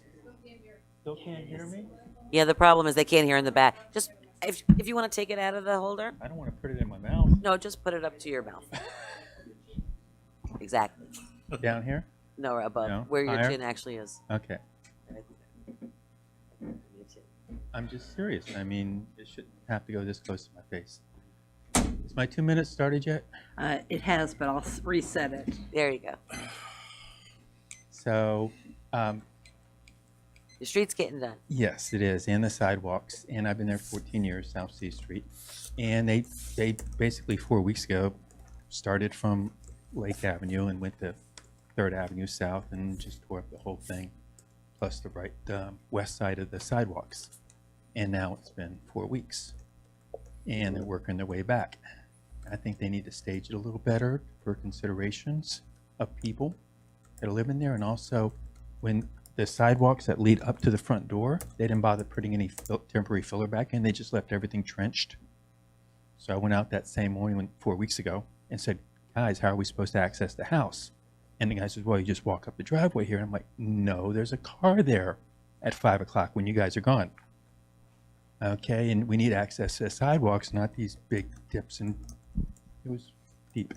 And you couldn't get in and out. And so they went ahead and put some there, and all right. And I'm like, and I said, not just for me. I says, but you know, you guys can be doing this a lot. And he's like, okay, whatever. And so now 3-4 weeks gone by, it'll be 4 weeks tomorrow. And they're just now getting back up to my house because I'm right near Lake Avenue. And yesterday they tore apart all the sidewalks on the east side of South C Street without finishing the sidewalks on the west side. So now both sidewalks are tore up, and they didn't bother rebuilding for the sidewalk access to the homes, a little ramp, you know, where they put in some of the road grunge that they use. And so I said to the guy, I says, what's going on with this? And he's like, well, whatever, the people will deal with it. And I says to him, his name was Russ, he runs the crew. And I said to him, I'm like, well, there's a lot of pedestrian traffic here. There's a lot of people with families, and it's not they'll deal with it attitude that should be going on here. And like I said, it's been 4 weeks now. They started from Lake to 3rd Avenue South on South C Street. And I know we had a lot of rains and we had a lot of other stuff going on, but they need to stage it better and more consideration of people getting in and out of their homes and getting to their homes without, you know, again, taking out both sides of the street on the sidewalk forces everybody into the street. So that was basically it. There's a section of sidewalk that's missing right there that for some reason they stopped right at my house on the second property end. And the first property should have it. It should have been tore up. And I asked him what's going on here. And Richard told me, Richard, yeah, we'll do that. I'm like, well, how come it didn't make it? Because I went to the neighborhood meeting and said, we need this section especially because you get cars parked here and the kids have to go out into the street because there's these thorny bushes through there where there should be a sidewalk. Right, it's right at the beginning of South C Street. Okay. The very first property off of Lake. It's on the south side. And Russell said, Roger said, yeah. And Roger is the guy that runs your crew, I guess, for the city. He's a liaison. We'll get to, I'm sorry, your time's up. City manager, would you take note of that Roger? too and follow up with them, please? Thank you. Yeah, more consideration is, we're almost done. So it's going to be all the other people that. Thank you. I appreciate it. Richard Garcia, followed by Angel Alvarez. Madam Mayor, Richard Garcia, 720 South Palm Lane. Two things. First, I owe Commissioner Robinson an apology from last night. Lake Lytle is indeed a county park. I researched it when I got home. My apologies to you. Thank you. Accepted. Thank you. And just to go back to talking about streets and penny sales tax money and roads, I think you need to go back to the record of August 28th of last year when the Finance Advisory Board voted unanimously not to use any sales tax money on roads until the project was done. Currently, we're running at about a $2.5 million overage for this year, just alone, and the entire project could bring somewhere in the $4.5 to $5 million in overage, which then at that time when the road project is done, you get the opportunity to either do more roads or return the money to the taxpayers, redeem those bonds, and then lower the millage rate on that point. Why I'm here tonight is there was no public comment at the budget workshop on May 22nd. So in case there's none on the 26th, I just wanted to cover a few things. First of all, I'm really happy to see that the compensation study has been done. We have so many people that are just underpaid here in the city. And in order, as the city manager says, in order to attract talent, we're going to have people leaving, and we need to pay the proper wages to get them in here. But as I'm looking at the electric utility, that's what I'm really here to talk about. We're now looking at 14 days at the end of fiscal 19, 14 days of reserves in the reserve fund. And we talked about this last year where trying to get rate parity with FP&L has put us in a precarious position now to have to raise rates 5% in order just to keep the fund sustainable. That's something that we may have to do. What we currently need right now is a new tie line. We all know that, and we've seen it happen when we went down for 8.5 hours overnight. This goes all the way back to Ken Oaks, probably in 2014 when he first reported that we need a new tie line. And as a matter of fact, he memorialized it again in his recap, December 5th, 2016. You'll see in his report, we said if we go without a tie line, it's going to be disastrous. Twice he reported to the board as well on that matter. It's something that's current. It's something that needs to be looked at. We've taken in about $3.75 million probably at the end of June in penny sales tax money, and that's probably one of our biggest priorities, rather than spending on other things that really the study hasn't even been done. We'll get to that later. I guess you've moved it to new business. So I'm hoping that you can look at this at the electric utility fund, decide what needs to be done with that to sustain it. Everything else seems to be in order. The beach fund is still the beach fund, it's still losing money, but for the electric utility fund at the end of fiscal 19, and by the way, the Stantec model, when we were looking at it May 22nd, called next year 18. And it was confusing to a lot of people because we're going into fiscal year 19, and that probably needs to be changed in their slide presentation so people aren't confused about that. And I do hope that on Tuesday the 26th, we have public comment at the workshop. Thank you. Thank you. Angel? There you are. He was looking around. Followed by Peggy Fisher. Hello, sweetie. Good evening. Angel Alvarez, 1406 Richard Lane, Lakewood, Florida.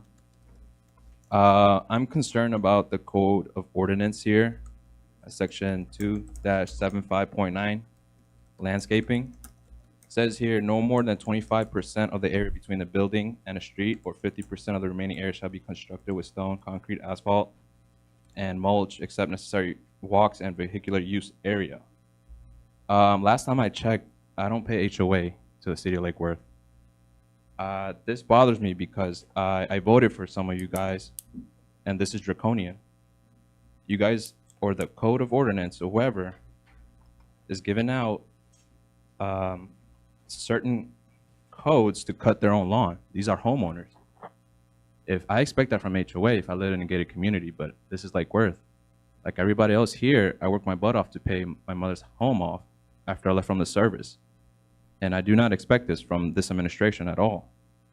And according to my research, which Mayor Triolo, Vice Mayor Maxwell, Commissioner Amoroso, I know you guys are genuine, honest people, and you guys provided good attention for this, or wanted good intentions for this, from this result, from voting this ordinance.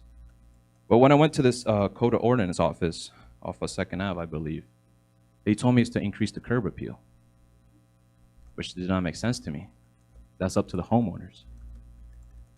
But there is no homeowners association to tell me what to do with my property. I understand your lawn should be maintained and well kept, but to have the city of Lake Worth come to me and knock on my door and give me a little note tab that says, hey, cut your lawn. As a veteran, that bothers me, because maybe as a homeowner, I should have the option whether I want to cut my lawn or not. I should have the option, whatever I want to do with fencing. Maybe you guys had a major overhaul, I understand that. But please be aware that some of us are, there's some people out there, like you guys are business owners, margins are important. And maybe these homeowners don't have that much money or to have lawn maintenance come out there every week. Maybe there's some neighbors out there, elderly, that are geriatric. They don't have the sons or daughters to do it for them. So when my neighbors are complaining to me that, hey, my sons are no longer here, can you cut the grass for me? Because City of Lake Worth is gonna fine me and punish me for not having my grass or well maintained. That kind of bothers me. So please, I hope you find it beneficial to reconsider some of the ordinance, because these are draconian. Unless you guys plan an HOA, which I don't think that will work out. So please do something with section 2-7.5 regarding landscaping, and thank you. If you want to reach out to the Royal Poinciana Neighborhood Association too, I think that we can help you with, they can help you with a couple of things. Is that what you're saying? Tomorrow night, 7 p.m. 7 p.m., okay. Okay, thank you. Peggy Fisher, followed by Michelle Sylvester. Peggy Fisher, 508 North A Street. I have heard from someone that's not in the building that once again the online video feed is down and evidently has been down for several meetings in a row, which I would like to hope that we could get that fixed for those who can't cram themselves into the room. I totally support greenways and the greenways we've been putting in, but I would like to ask each of you, as you go through putting in these greenways, that you look at the amount of concrete that will be involved in the greenway. On the 8th Avenue North Greenway, between 2 blocks, you probably have a quarter to a third of that space green. Rest is either the sidewalk or private driveways. That's not a real benefit, I don't think. It's not really what I envision as a greenway.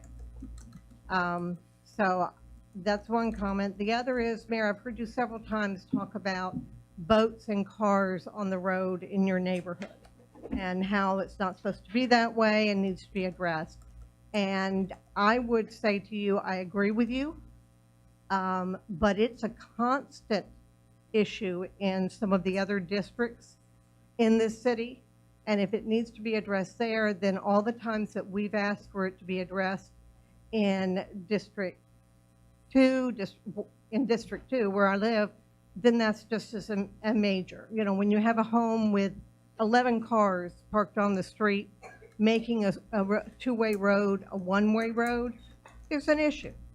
You can't put that many people, as far as adults, in a home, in some of these smaller homes. So I just wanted to express that we do have some issues, and I encourage you to address them. And as a mother, I hope all of you think about your mothers and how they would feel, and your fathers, how they would feel if you had been taken away from them at 2 years old.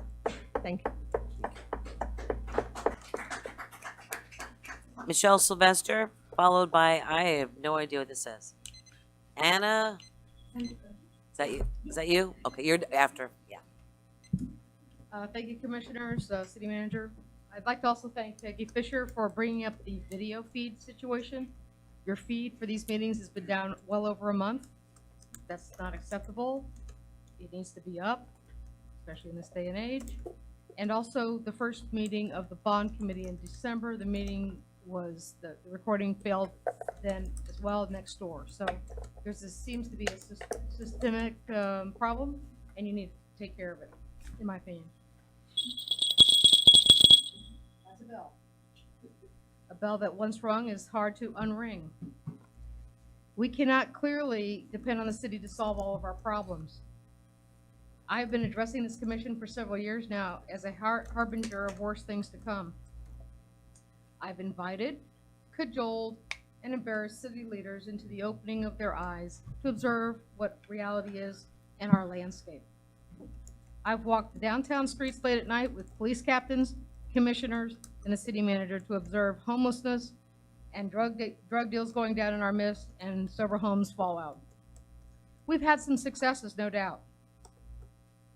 We've participated in community events. We sit on community advisory boards, enjoy food truck invasions, parades, festivals, raft races, and we've hosted many events, organized store owners, and plan events, and we also shop locally, which we would encourage all of our citizens to do. Yet despite my urgent pleas for action, the city is still wallowing and failing its citizens and its business community. There is no vision for our community, our business community especially. There is no plan. There's no advertising to bring people to our city, to attract new businesses.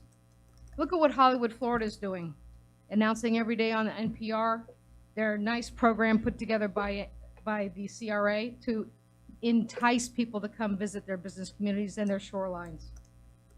So let's review what the reality of this neglect has now produced. Hoffman Chocolates, Havana Hideout, South Shore, Dunkin' Donuts, Rotelli's, International Cafe, Putin Dog, Sapphire, Fiore Shared Office Space, The French House, Little Munich Restaurant, Mother Earth Restaurant, The Taco Lady on L Street, Bruce Weber Gallery, Mary Ann Weber, Coconut's Bathing Suit Shop, The Discount Shop next door, Artsy Fartsy, The Islands Restaurant across from City Hall, the Bamboo Room in all its multiple iterations, the Tropical Cleaners who was forced out, and in the last few months, 3 of Hearts, Sapphire, Starbucks, and news yet tonight of the art studio on F Street. Looking forward to this month? Oh boy, I am. Sato's, Kilwins this Thursday. Looking forward to this summer? Studio 205 moving to 2nd. McMow's moving to West Palm Beach. McLennan's Saddlery here since 1892. Bye-bye. I'd like to know what the CRA is doing. I'd like to know what the Economic Development Department is doing in Lake Worth. Thank you. Where's the vision? Thank you. Madam Mayor, can I just clarify something on the live streaming before we go any further? The reason we haven't been live streaming, and it's been pushed out there in several attempts to tell people what's going on, across the state of Florida, local governments are being sued by unscrupulous attorneys because of ADA rules, and they're claiming that because we don't close caption the live meetings, because we don't close caption the meetings, we would be basically slapped with a lawsuit. So until we figure that out, and it's much like the scam on the ADA requirements for parking, where lawyers were going through finding minor violations on the ADA parking requirements, and they would go in and file a lawsuit. They would settle for $5,000, $7,000. The person would make the corrections. The lawyer would walk away with the money. They've now found out that this is a loophole or a provision that they can sue us under ADA. So that's why we haven't been live broadcasting until we can figure it out. If you have any questions for the attorney, but I just want people to understand it's not a mechanical problem. And I want to, if you want to move any questions, let's make them to the end at the attorney's report, please, since we don't have this on the agenda. And also next time, if you would please notify the city commission of any of this information, because we weren't aware of the recording issue. I know I wasn't. Anyone else up here aware of it? Pushed out. We were not made aware of it at all. I can I was assure aware you. of the 88 thing, but I didn't make the I wasn't- connection between I didn't that either, and the, nor did I. Okay, thank you. We're going to, oh, I'm sorry, one more. Yes, thank you. Oh, 2 things. Where is, do I need to state my name and address? Yes, please. Anna Santacorche, 35 South J Street, number 15. Lake Worth, Florida, 33460. I wanted to say, what is the literacy program about in Lake Worth? Oh, we don't ask questions here. This is your Oh. chance to comment. I'm sorry. If you want to talk afterwards, I'd be more than happy to. For sure. Okay. And then also something that I'm adverse to, there's a target chapter. Is that right? Did you guys say in the agenda, what is that through policing or is there, is that right? I believe that was undoubtedly. What's that? You just comment here. It's not Oh. interactive. Yeah, it's Well, just that's your something chance. I'm adverse to. I just, Okay. I can't say enough that I don't believe in the, that state, I don't really believe in the state of, just like we can't have pedestrians, we can't have, literacy or healthy buildability, but you know, just that's just it seems like such a far right state, but I don't. That's something that I wanted. Okay, thank you very much. I appreciate that. All right, everybody, thank you for your participation. We're going to take a quick break, and then we'll be back. Thank you. Madam, can we just continue? What can? No, I just called it. Oh, you did? Yes, I did. Thank you. Well, let's make it quick. Send out information. This has been talked about for the city. Yeah.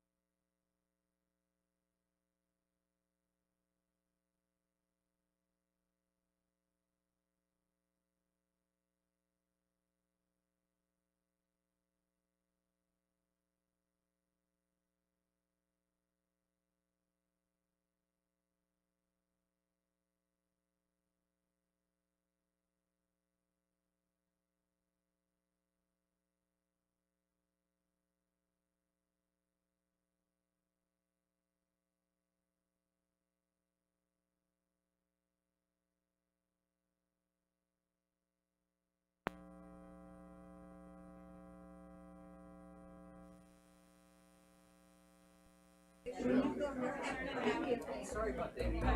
gonna get interesting tonight. And you know, it's not people that actually are, you know, disabled. It's people that aren't, that are looking for a quick cash. Why is this coming?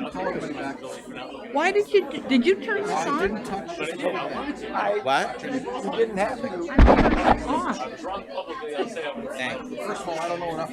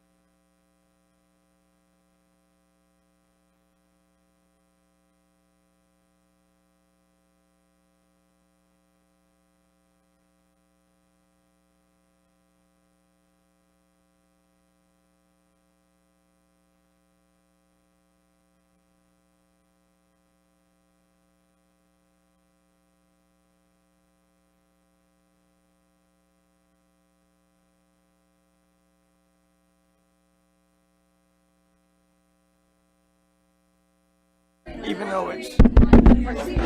Hey. Excuse me. No. Good point. Good point. Are you Mom, where is ready? the only one? Do you? Not really, no, Oh. I'm really, Good point. I won't be. It's gonna get funner. All right, we're all together again. Let's do this. So here we are. All right, well, let's resume this 2019 regular city commission meeting. Approval of the minutes. I'll So entertain a move. moved. Moved by Commissioner Hardy, seconded by Vice Mayor Pro Tem Maxwell. All those in favor state so by saying aye. Aye. Aye. Motion carries unanimously. Consent agenda? So moved. Moved by- Seconded. Seconded. All those in favor state so Aye. by saying aye. Aye. Aye. Motion carries unanimously. Doing this early. Public hearings, 10A, resolution number 29-2015. So moved. Second? Seconded. Do we have any public comment cards on that? No. Wait, Hold on one second. is it 10A? 10A. Hey, we're- I believe there was a gentleman here with a Hold card. on one second. No? No. There was a gentleman. Well, we don't need, yeah, let's hold on one second.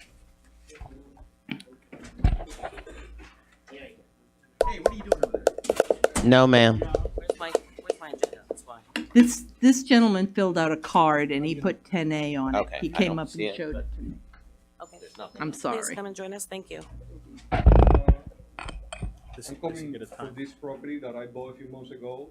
I received this letter that I'm gonna get some fine, or I'm gonna go to this department to put this amount on my taxes.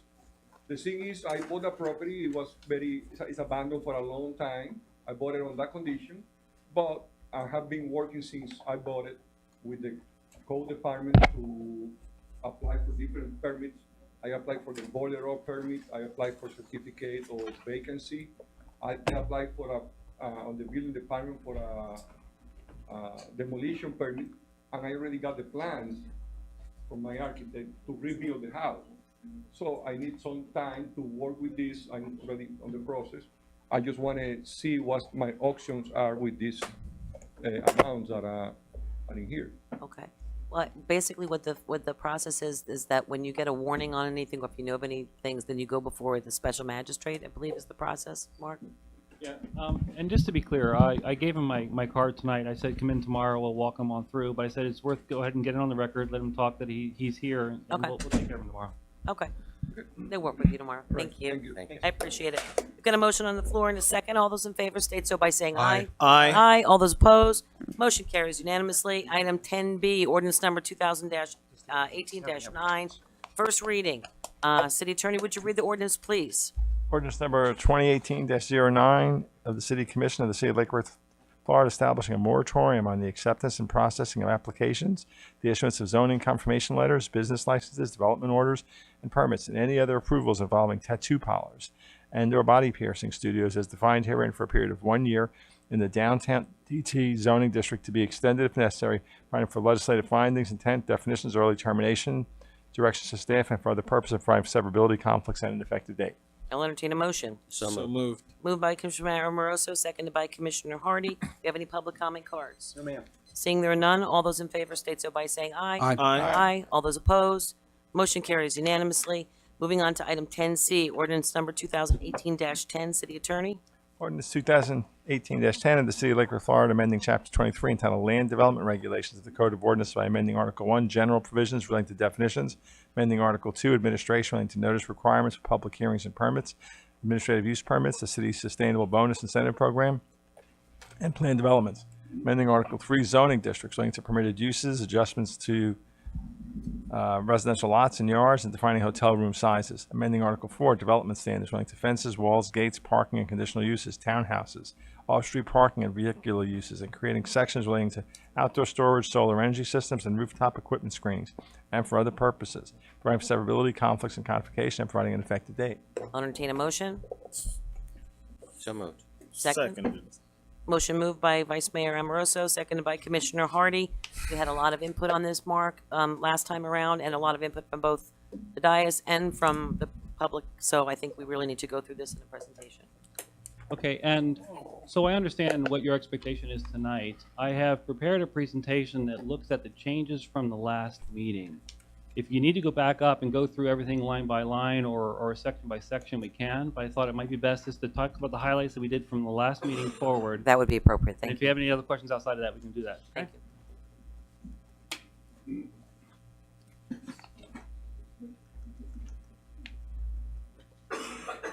Okay.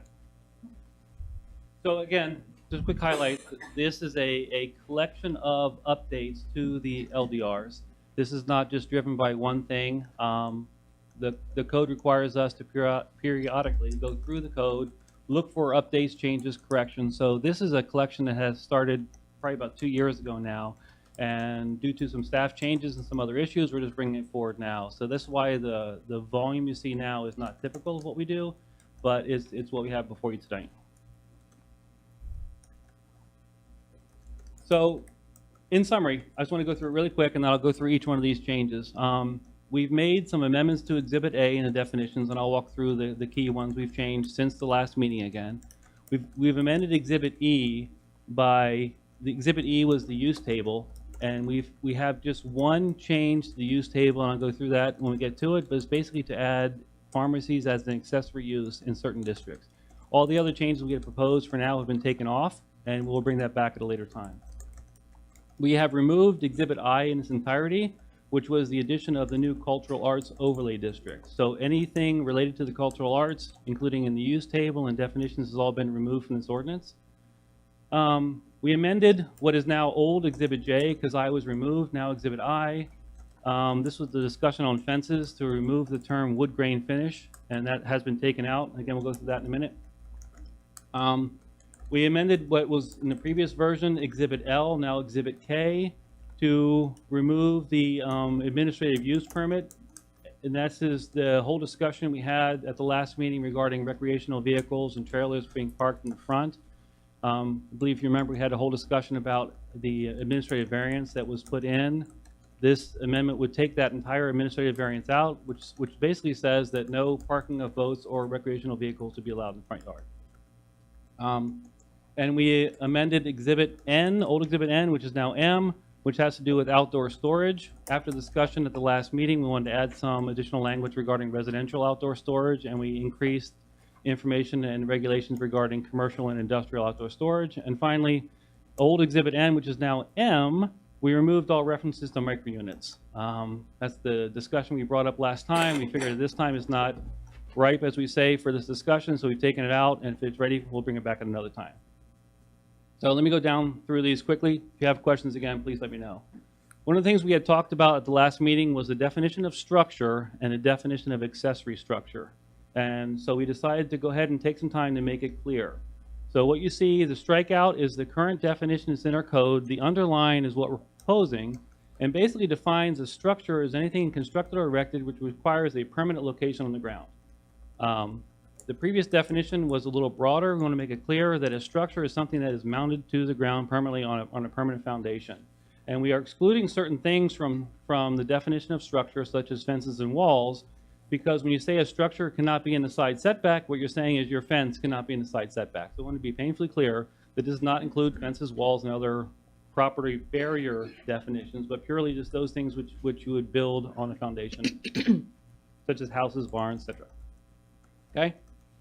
And as you see, I had it right in there, the big thing, decorative fountains and other things. I want to make it clear that little ornaments you put in your backyard or in your front yard are not considered structures.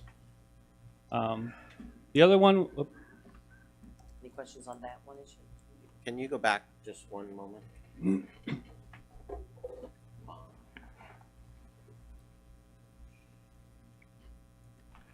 What's If it's related to this item, yeah, sure, Commissioner. what's the difference between a mobile shed and a regular shed?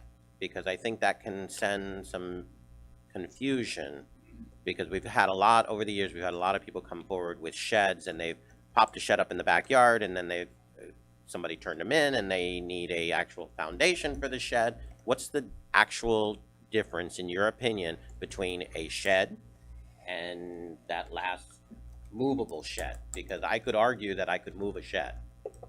correct. And the idea, again, is that a shed that is over a certain size is required to be on a foundation mounted into the ground versus a small, I'll call it a Tupperware type shed that might be mounted to the side of your house, so you put your rakes and shovels in. Okay. I don't have a question about this particular Okay. definition. So we, I left on there the amended the high watermark definition. I'll get to that in a minute. We also amended structure accessory, and that, to be clear, there's any detached structure which houses an accessory use, which is customarily incidental. This is all we have in there now. What we've taken out is that the accessory structure will not count towards the floor area ratio, but will count towards your lot coverage.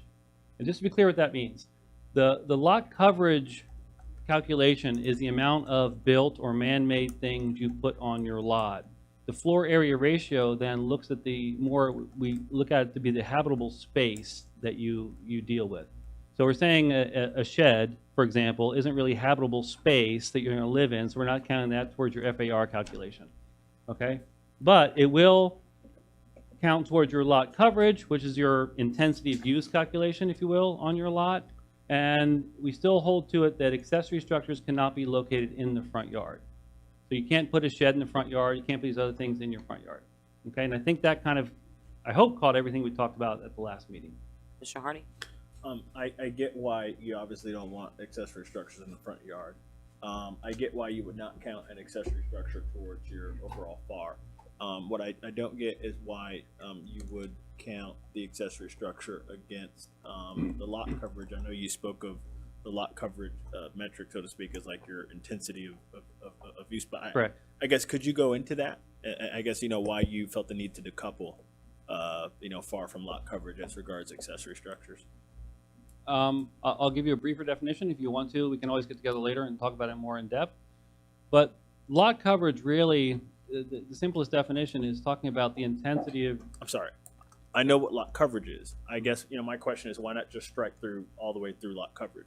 I don't really have a problem with a shed not counting towards one's lot coverage. If it's not going to count towards FAR, why count it towards lot coverage? Because the shed has a permanent structure which may have a concrete base, which actually is the pervious and impervious properties. We have impermeable and impermeable criteria here, which is separate from the lot coverage thing. When I No, they're tied together. The permeable coverage which again, I've mentioned before, we have to be careful with, because if you start putting in pervious paving, then you're confusing lot coverage with stormwater management. You might have something that percolates down, but still is an intensity of use calculation of your lot. Whereas a portable storage unit, say that you pick up at Home Depot, that's Still like would have a airspace plastic- underneath it. It's not on the foundation. Water can still go around it's it. on the We're grass. not worried about that as They in can terms of absorb. lot coverage or anything. So But when you put a TED shed on a concrete block, that now that concrete block is taken away. the That's ability correct. to absorb. are you saying that lot coverage and permeable versus impermeable are identical? I think we also often use them in the ordinance interchangeably. Yes. Do I, as a professional, think they're interchangeable? No, I think we need to be careful how we use those two terms, because again, permeable versus impermeable is really a term that talks about how much water percolates down into the ground versus how much of your ground you're utilizing with man-made materials such as houses, accessory structures, pavers, pools, etc. Unfortunately, our ordinance, the way it's written right now, uses those terms interchangeably. It's a common thing that we've done in the past. This is something that we're trying to now, as we work through these changes, clean up the terminology, so we're speaking with common terms throughout the ordinance. The difference is, say you want to put a deck on your backyard and you choose to do a poured concrete deck. A poured concrete deck now is not going to pass water through. However, your pavers that you set in sand will allow water to come through, so therefore it doesn't count the same way. Or even if you decide to spend the money and put in impervious concrete, which is like the type of concrete that allows water to perk down through, it has larger void space in it. That would still be a pervious material, but it's still, like the example I use often is a parking lot. A lot of times in parking lots now, in larger places, they'll put pervious areas in the parking stalls and impervious along the drive lane. So you're driving on the hard surface, you pull in and park, that which is underneath your car lets water down through. So it's a way of dealing with stormwater management. It's still all parking lot, it's still all used space, one allows water through, one doesn't. I get the difference between lot coverage versus, permeability and impermeability. I just don't understand why we would use one as a proxy for the other. If we want people to have a certain percentage of permeable space, just say that, right? But I'll leave it be. It's honestly not that important. I'm not averse to more intense residential, Sure. And I think that's a discussion that I'm hoping we can get to at the upcoming meeting in July, and then ongoing discussions to talk about what intensity of use is appropriate in which district. And I think that's a great discussion to have. Right. Because that's what it's really about. It's not really about permeability. It's not. And that's what I'm saying. It's about I want to intensity. take that term out of lot intensity and really make it a stormwater term and make lot coverage the term we use for the intensity of use on your lot. That's going to be, that's another change we need to work through the whole ordinance. It's not in this one. Okay. We talked about the change to the use table. Again, you should have a paper copy with you. The only change now is simply adding a pharmacy as an accessory use for less than 2,500 square feet as a conditional use permit in the following districts, and they're listed there. So everything else from the other changes were taken out. This is the one that remains currently. I'm sorry, pharmacy as an accessory less than 2,500 square feet is a condition. So the idea is that if you have a doctor's office, a Publix grocery store, other types of uses that would have a pharmacy as a separate standalone use, as an accessory use within inside your building, that's going to be an accessory use to the principal use. So that is now, should this pass, would be an allowed use through conditional use process. When did we bring that up? That was for Mr. Weinstein's project, the Urgent Care Center. For urgent care, okay. Correct. Okay, so I see downtown. When we talked about it, specifically, we were talking west of Dixie. So that's just a very summarized version of the ordinance to say it's allowed downtown. It cannot be on Lake or Lucerne, and follow the exact same criteria that we use for the urgent care allowance in the downtown. So it can only be on the north end of the north part of Dixie Highway, just north of Lucerne Avenue. Okay, but I'd feel more comfortable where you have mixed use East 10th and 6th. I'd feel more comfortable if it said downtown, not Lake and Lucerne. The ordinance actually states that. Okay. Absolutely. Because it's not there, but, Okay, I understand. Commissioner Hardy? In addition, the ordinance also states that the pharmacy can't have, like, you can't access it from the exterior. Basically, you have to be a customer of the business already and access it from the inside. So it's not like you can, Get it from the outside. exactly. It makes it less likely to be abused by. That's correct. Entirely internal, no outdoor, no additional signage for that accessory use. Must be accessible inside. Must have the hours equal to or less than that of the principal use, and some other criteria. That's the gist of that one. I'm still. So what if? So, well, what about in a dispensary application? I mean, what if there's a business, a larger business that has a dispensary application in that area?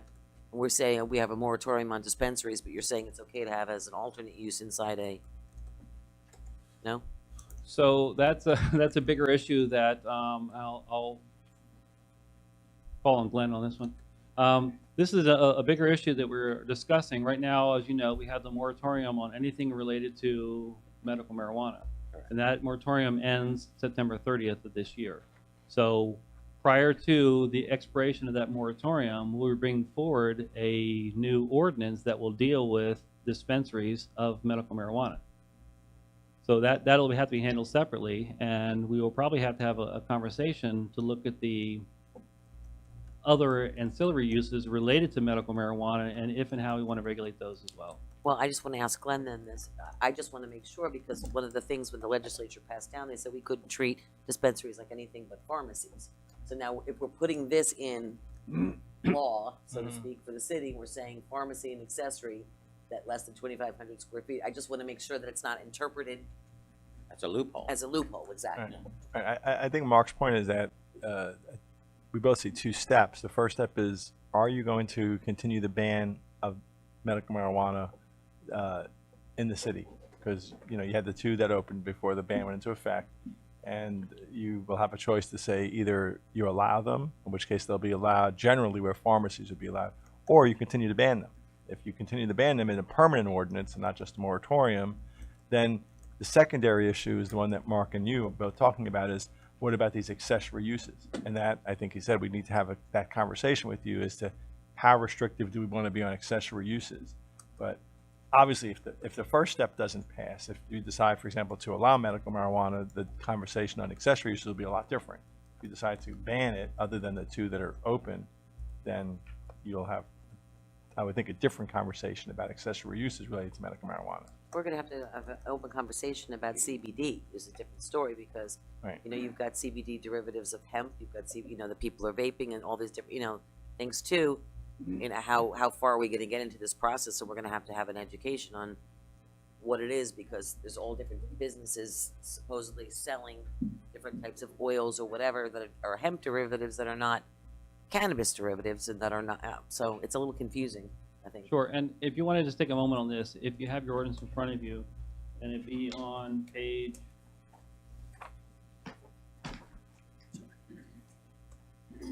Sorry, it's written away. On page 46, or 76, sorry, in section L, just to be clear, one of the changes that is still moving forward in this ordinance is all the regulations related to pharmacies. So what we're putting in is times, hours, separation distance requirements, with the anticipation that the pharmacies could soon be regulated the same as medical marijuana dispensaries. So we wanted to proactively put in criteria right now to regulate pharmacies across the board within the city. So that's already in there. That's what we discussed back in the May 15th meeting, is all the requirements on pharmacies. That's still in here. Okay. But that hasn't changed since the 15th. Okay. And so the accessory, which is also regulated in here, we have to add it to the use table so that we are clear as to where it is allowed, but the regulations are already in the ordinance before you. I just want to make sure we don't get stuck, because the legislature didn't come out with that at first, and they had no differentials for schools, how to deal with them, and then they came back later and said that you couldn't have them within X amount of distance of schools, and we had grandfathered in. So I just want to make sure that we're looking forward as we deal with some I'll of those say this, issues. and Mr. Cipia can add to it if he needs to. This is a moving target for every city around, and it's something that we're actively trying to deal with now. And it may not be a once and done shot. We may have to look at it and look at it again. Okay. Vice Mayor? And continuing on with the medical marijuana, but also the legalization of marijuana. So as you move forward, will it, you know, again, we don't know how We'll or have to what look it's at going it. to look like, but Right. That's the moving target that Yeah. he's talking about. Yeah. okay. Okay. Absolutely. All good conversations, and one I promise you we'll have to continue to have as we move forward. That's fine. All right, Exhibit I is the one we removed, which is everything associated and related to the Cultural Arts Overlay District. So we amended Exhibit A, the definition section, to remove those definitions which were directly related to that added use. Okay, so those are changes since the 15th meeting. Exhibit J, we amended. If you remember, this is a small little change, but we had a phrase in there that we will allow vinyl and PVC fences as long as they had a wood grain finish.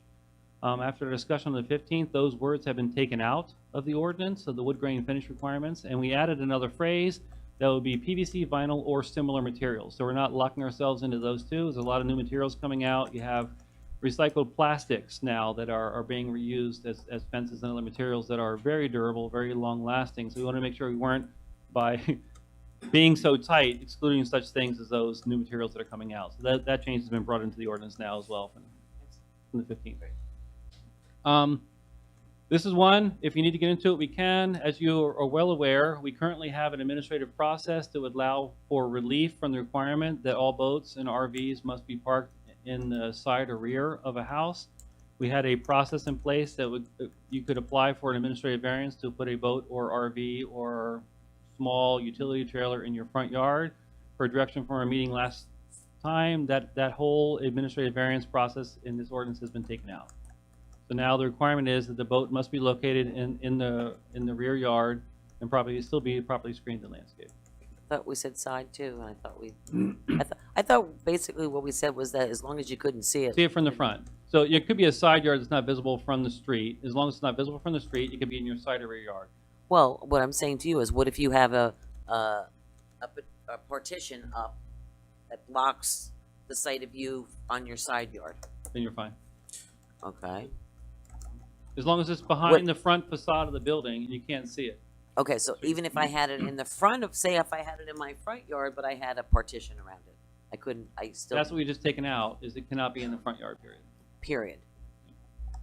Yeah, that to me doesn't really make sense, right? So like if the standard is we don't want to see it, it shouldn't be where it is. If I can't see it, it might as well be in the back. It might as well be in the side. And so I think we should begin, and I wasn't here at that meeting, but we should certainly allow people to have a process where they can come to us and say, hey, it's in the front.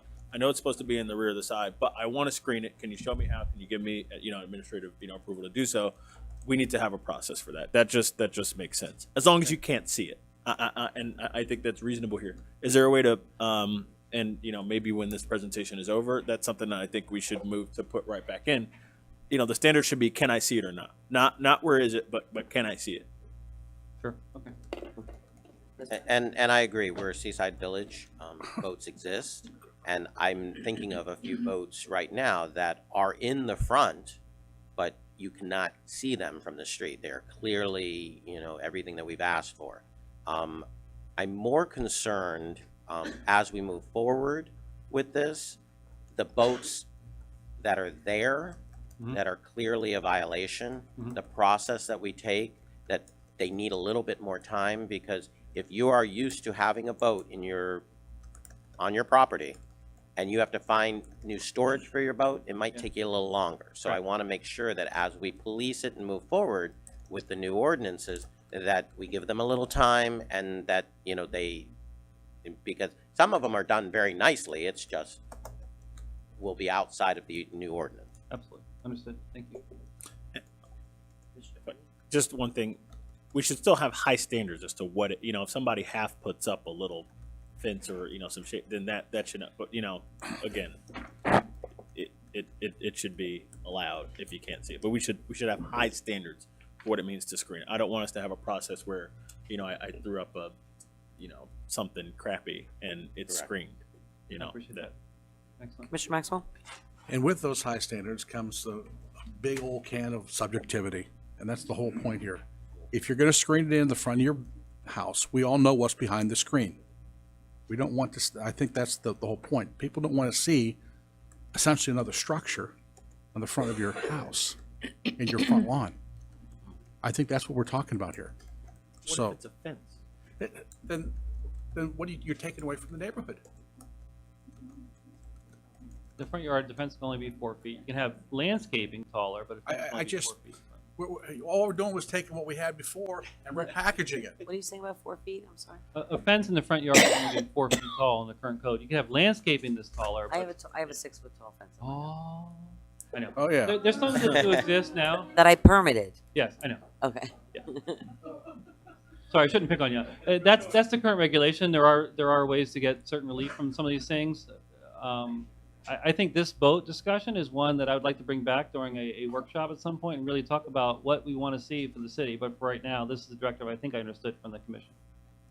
When did we change the rules to 4 feet fences? It's always been that way. That's been that way forever that I know of. For the front. Who? All I know is I applied for 13 projects simultaneously, and that was one of them, and it's permitted. And it looks good too. People have 6 foot walls around their properties. That's What the heck? Well, it's not a fence. Oh, it's okay if it's a wall, but it's not if it's a fence? It's not a permanent structure either. Huh? It's not a permanent Fences structure and either. walls right now. My fence is on wheels. I'm just kidding. We'll make mobile fences you can take up and take down. I really? Wait. That's been there. That's been there for a long time.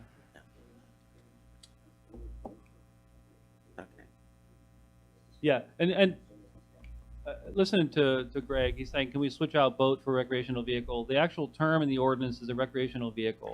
And a recreational vehicle is defined generally as a camper, pop-up camper, trailer, small utility trailer, a boat, Jet raft, skis. or those trailers which pull those things. So I probably missed some, but that's the idea. Any of this type of watercraft or camping, outdoor recreation type equipment or activities, and or the trailers, the things to haul them, is what we're defining as recreational vehicles. Same thing. Same thing. And again, the rules say currently you can't live in them. You can't park in your front yard and run extension cord out and live in it. It's just a storage for a unit like that. Commissioner Maxwell? Okay. Let's talk about what do you call them, RVs. Well, what are they? So there's a neighbor a block from my home. He's got family from out of state. Rolls in their recreational vehicle, and that's where they sleep for a couple of nights till they go back to where they came from. That's acceptable? No. Technically, we say you cannot live, sleep in a recreational vehicle in your front yard. I feel like Mr. Alvarez before he came up here. I'm sorry, You can't have a free-for-all, Madam Mayor. I understand you don't want a free-for-all, but think of how many people with recreational vehicles in this city. You pass by, you go down every street, you see every other. I'm opening up to conversation. I'm playing devil's advocate here. What? You know, here's how I see it. You know, unfortunately, we don't live in a Western community where you have half-acre lots and 5-acre lots where you can add that type of storage. And we don't, and the city has various different sizes of lots. So how in the world do you put something in place that allows this neighborhood to have something out in front of their home, but you can't have them on a 25-foot lot? Just, you know?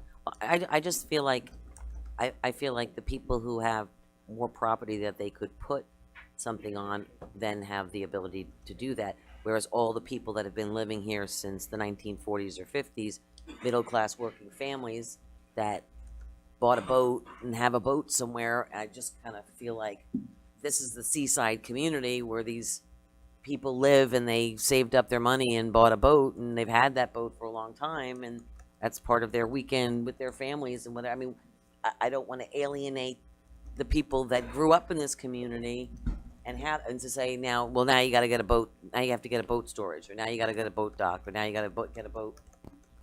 What about the people that saved up for that second and third and fourth car? They can't park on the grass. Right. It's the same thing. Can I ask a question, Madam Mayor? When was the law first enacted saying that boats can't be beyond the front plane of the house? How long has it been on the books? William Waters, Community Sustainability Director. The provision that had the administrative variance process for the RVs and boats was in place with the zoning code that was prior to the current LDRs. As far as I can remember, we have not allowed recreational vehicles to park in front of the front setback in residential areas, at least going back to 1992. And we've never And enforced it might have been before that, because a lot of cities, this isn't unusual. It's at least that far back. I don't know. The how problem we were grappling with was there were about 6 to 8, I guess we think, permits out there where this administrative process allowed staff to take and grant them a permit to park outside the front. So the law has always been, don't park in the front of the house. Right. That's nothing new. It's been forever. but it was never enforced. Like a lot of things. Which is hard when you're coming back to try to enforce something when you Well, spent years yes not and no. enforcing it. Yes and no. We do it with, that's why we got such a pushback on historic preservation and everything else we do. We've been trying to be better about enforcing the law and changing the laws. So it's not a new law. It's just taking away the flexibility, which we don't want as staff, to try to figure out what a quality alternative is to try to screen a boat somehow magically in the front yard. But it's not an unusual thing in the city, like us, to not have them in the front yard. But see, when I mentioned my own home, Mhm. okay, and this is the kind of stuff that makes me crazy. Mhm. The lack of consistency makes me insane. Mhm. So all the people that renovated the homes on Federal Highway where I live, were those homes were the original spec homes of the community, and they put up 6-foot walls. I didn't want to put up a wall. I put up a fence. Again, all of it was permitted. So if this law has been on the books for all this time, added all of these homeowners, and then we had somebody mentioning cutting that hedges had to be at 6 foot high or lower, and they couldn't be any higher than that. We've got some beautiful hedge lines that it's ridiculous. We can create privacy with this. I just kind of feel like, you know, I didn't know that. I'm the mayor, for crying out loud. I didn't know the rule. I applied for a permit. I got it, and I wasn't the mayor then. Nobody knew who I was then. So it wasn't like. And I didn't violate a rule. No, I didn't no, do whatever. I went through the process and did it. So now you're telling me that nobody can, on the front of their house, can have nothing but a 4 foot. I mean, it just makes no sense. And that's part of our charm. But going forward, It's not charming though. It's really confusing and inconsistent. I know, but we can't constantly go after the exception and not try to make a rule. Until you're the exception, and then you're the idiot who's sitting there who can't do what is used to doing in his life because nobody enforced it at that time, and you're paying a fine. Then don't have rules. Exactly. No, I know, I understand that. I'm trying to come up with a. It's a difficult place to be. I'm just saying, I just wanted you to realize this is not a new rule. It just probably wasn't enforced. But going forward, it's not a bad rule. Right. So how did I get a 6 foot fence? What's your address properly? That's not- What's your proper You know what? address? You guys talk about everything. I'm asking one thing. I want What's to your know. proper address? Is it Federal or Columbia? That's why. That's not your front yard.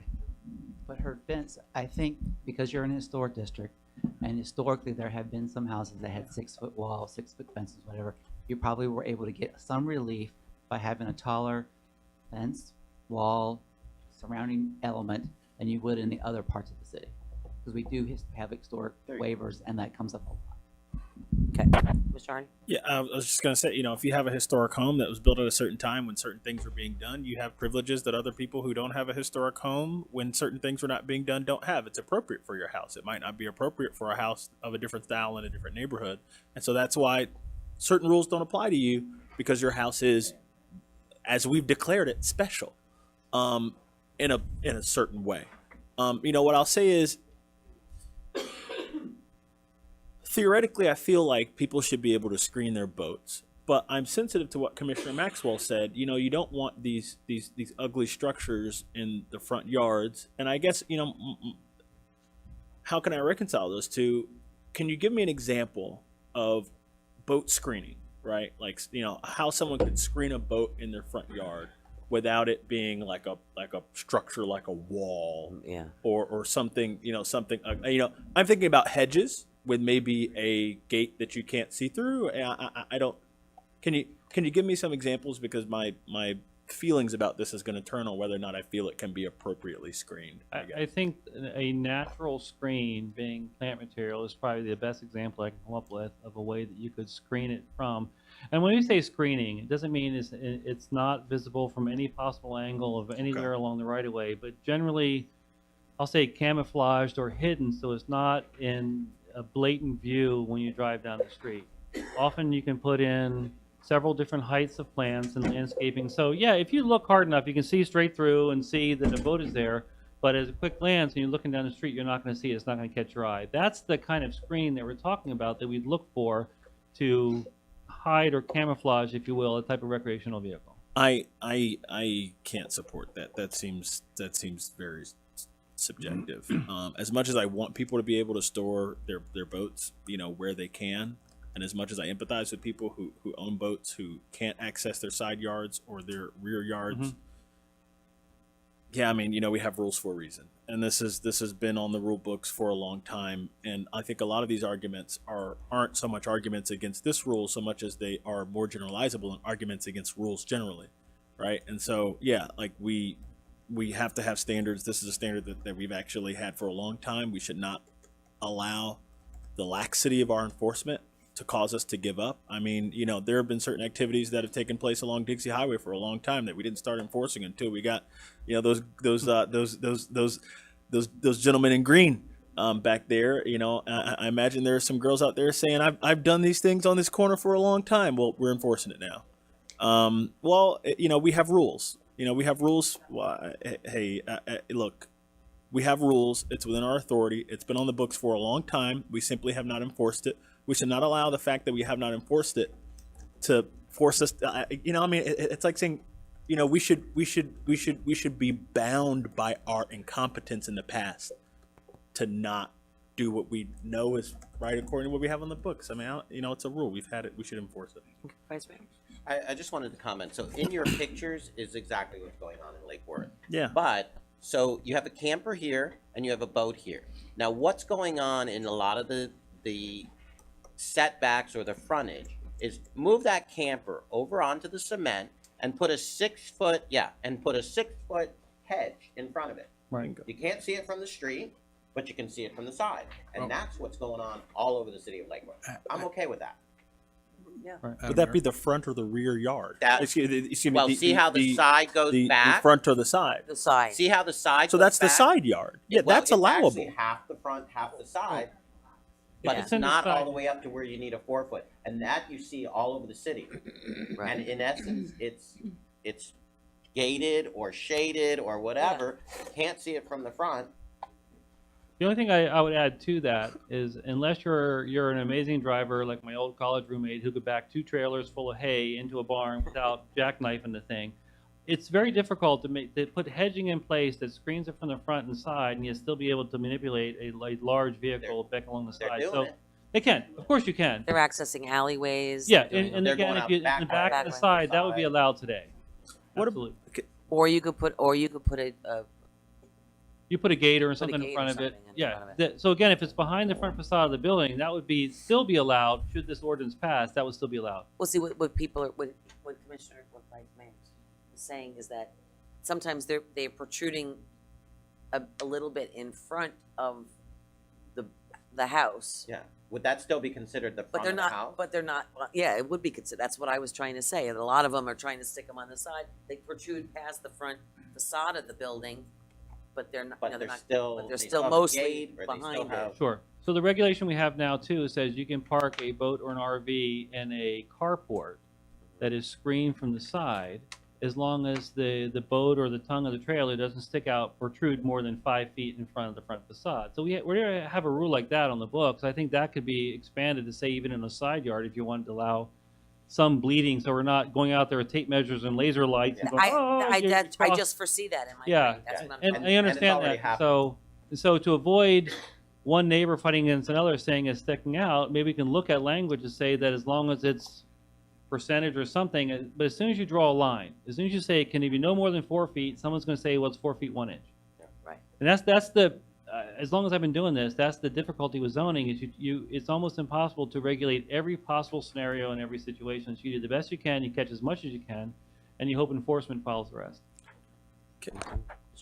We're not the only seaside community in Palm Beach County. I guess, what do communities around, what does West Palm do? What is Lantana is a good example, actually. Like right when you go down New Cross over there, you see boats in all the driveways. Lantana is one example. Let's get like, Rebecca- for example, what does West Palm? West Palm doesn't They allow don't them in the allow. front at all. Okay, Very- I mean, do you know what Delray does? They're a seaside community. Delray You doesn't use allow them the in word the front yard. Okay, Delray doesn't allow 'em. Point Beach. That I don't know. Okay. I mean, this isn't unheard of. You know, what I think maybe that, you know, we should do is maybe come back and discuss this and maybe give us some examples of what effective screening looks like. And, you know, I just don't want the process to be subjective. You know, like I don't, you know, like if we're going to let people screen, you know, their boats, I just don't want the definition of what it means to screen your boat to be really subjective. And I don't want to punish people clear. who have corner lots. So you might have two frontages, and that could be a difficult situation. So absolutely, I agree. Let's bring this back. Let's talk about a couple of examples of how to do it properly. And often I've seen codes where you have pictures of yes, this, no, not this, and so it gives even graphic examples of what we mean throughout the code. And eventually we want to get more of that in there. So you have your literal text, then you have a script, and our sign code has it now if you look at it. Kind of like a design guideline.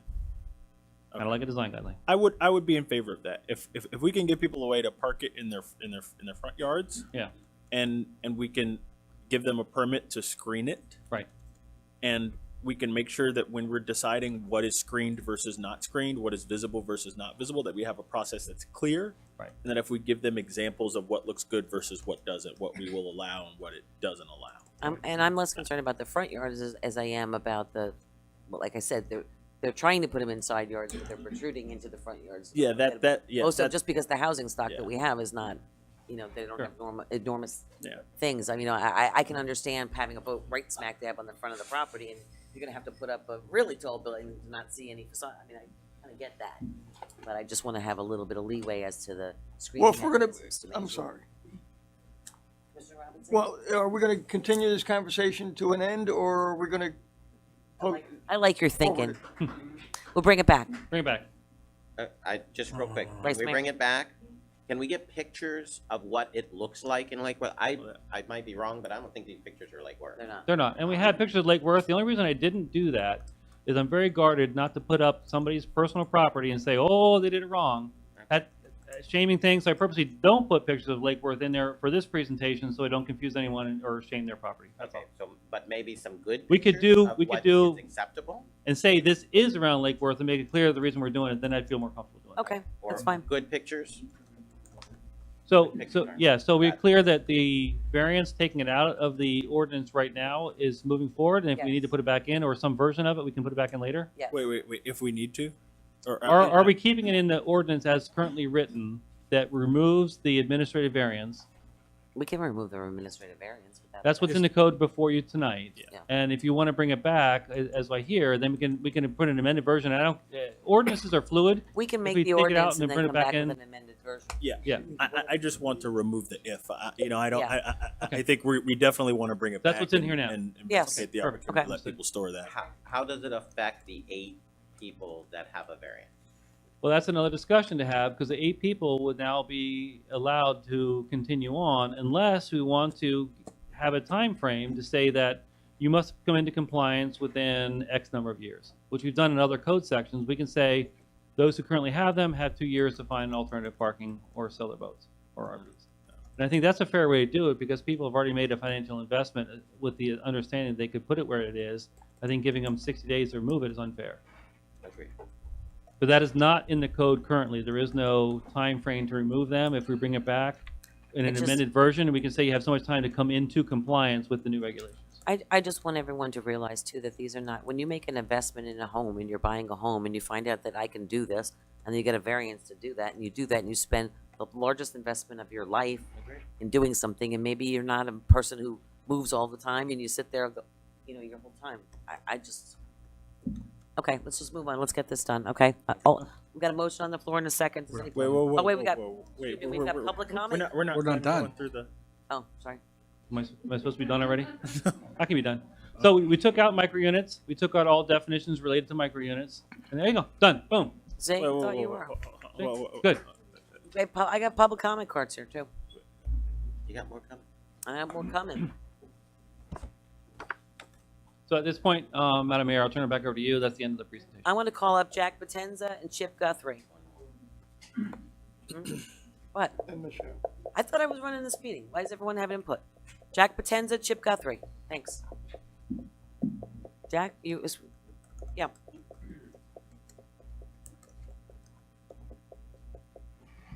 Jack Potenza, representing the Lake Worth Waterfront Residents Group. There's a bunch of us that have a lot of concerns.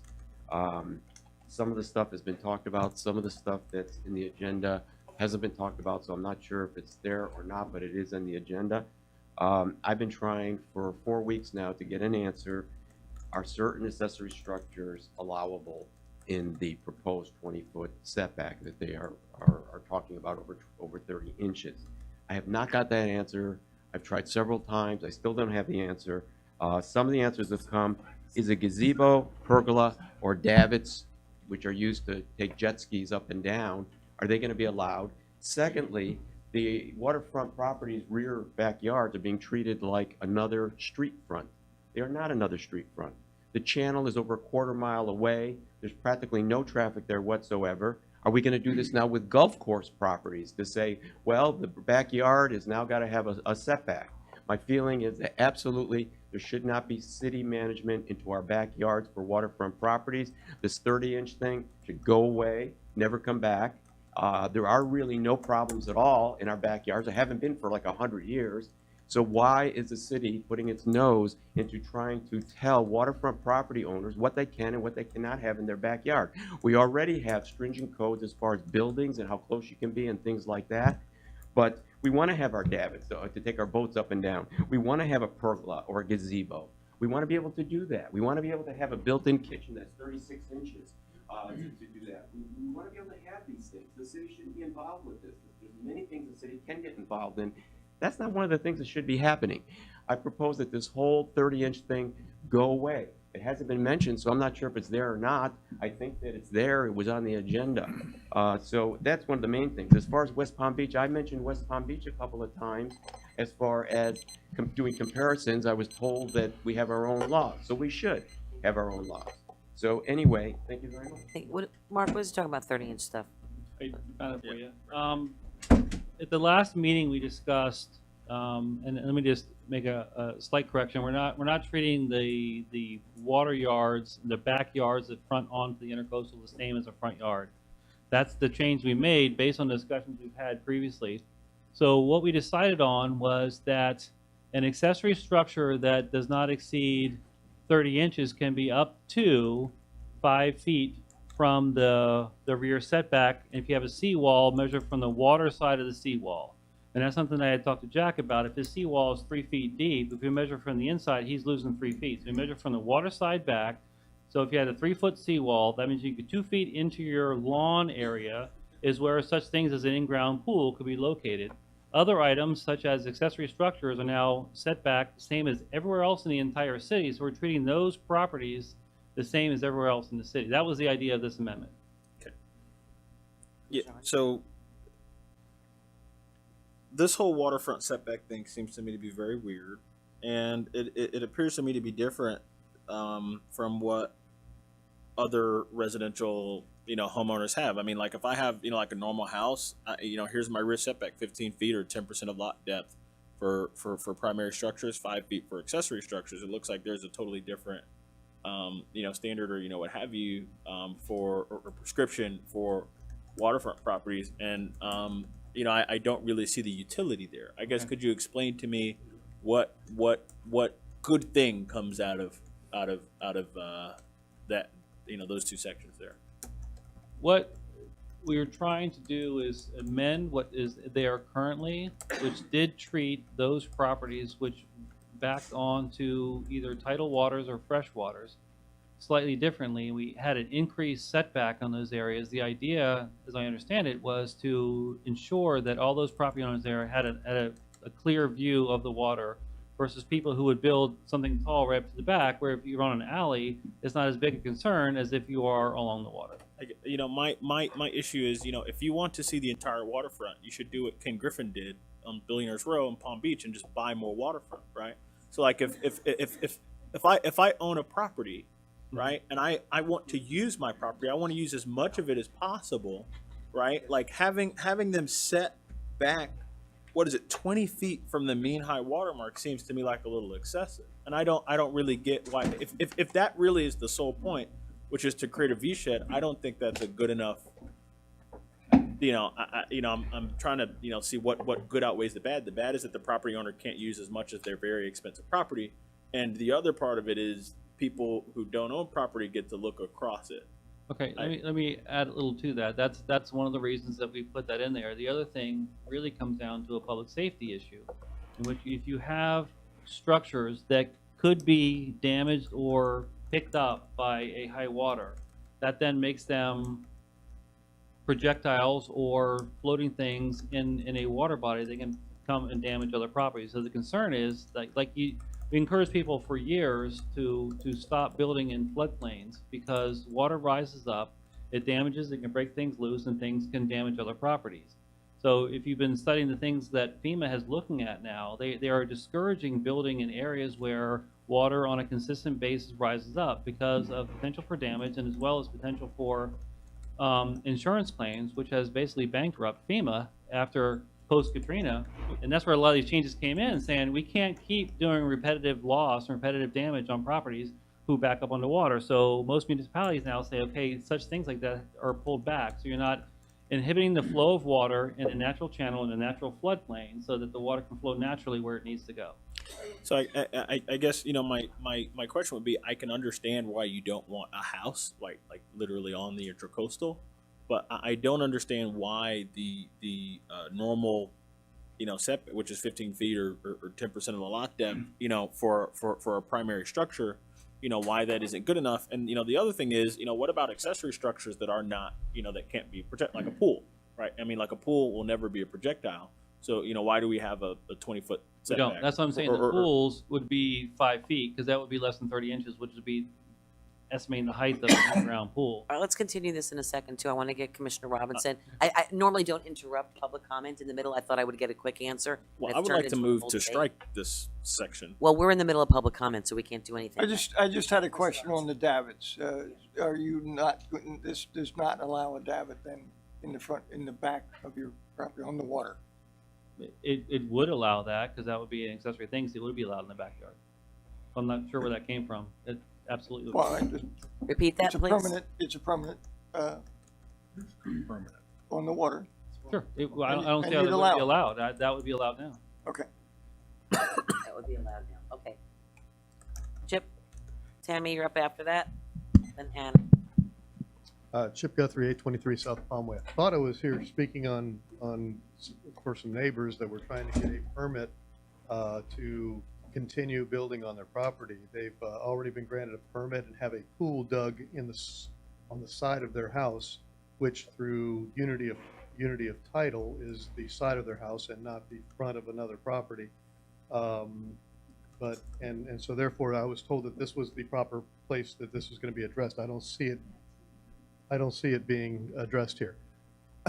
Since it isn't being addressed, we are a waterfront community, an intercoastal, a beachfront, a waterfront boating community on the water. If somebody has a boat on a trailer that's properly licensed, doesn't have flat tires in their driveway in front of their house, in particular cases, I see them in my own neighborhood, and I live in South Palm Park.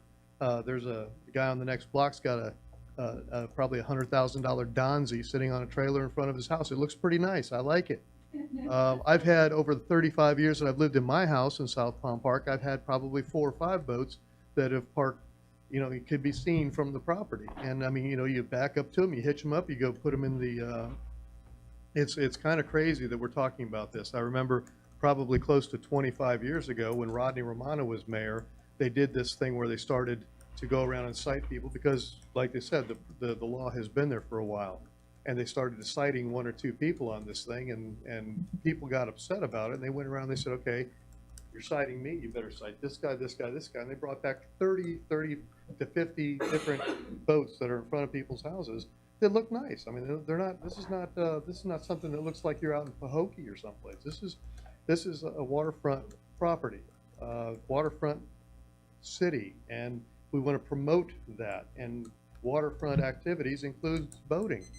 People are going to have these recreational vehicles working. I think we should promote it. Not as long as they're not being worked on, they're not on blocks, boats. They don't have an engine hoist above them or something like that. As long as they don't look ugly, then I think they should be allowed. Mr. Robinson? No, I had no comments. Tammy, followed by Anna. Tammy Panza, 116 North L. I'm going to follow on what Chip said. Common sense a moment. I always love what he says because you can get down to it's not one side or to the other. It's the boat that doesn't look bad. So I would say that we should strike the suggestion that we learned about this variance where you can have the boat in your front yard for whatever reason. And now at this next meeting, we discovered, oh, we can't get a variance, or we're going to strike that option. So I say leave the option. Talk about it with the city. The city comes and looks at it and say, oh, looks fine. You've made every attempt to make it look nice. You got a nice looking boat. Okay, this one's good. And give the ability to have a variance. Keep your setbacks on the side or do whatever you need to do, but allow the ability to, if it looks right, allow it. I'm thinking of a particular house that was just built on 2nd Avenue North, where they have a very long, narrow lot. It's a beautiful house. It's long and skinny.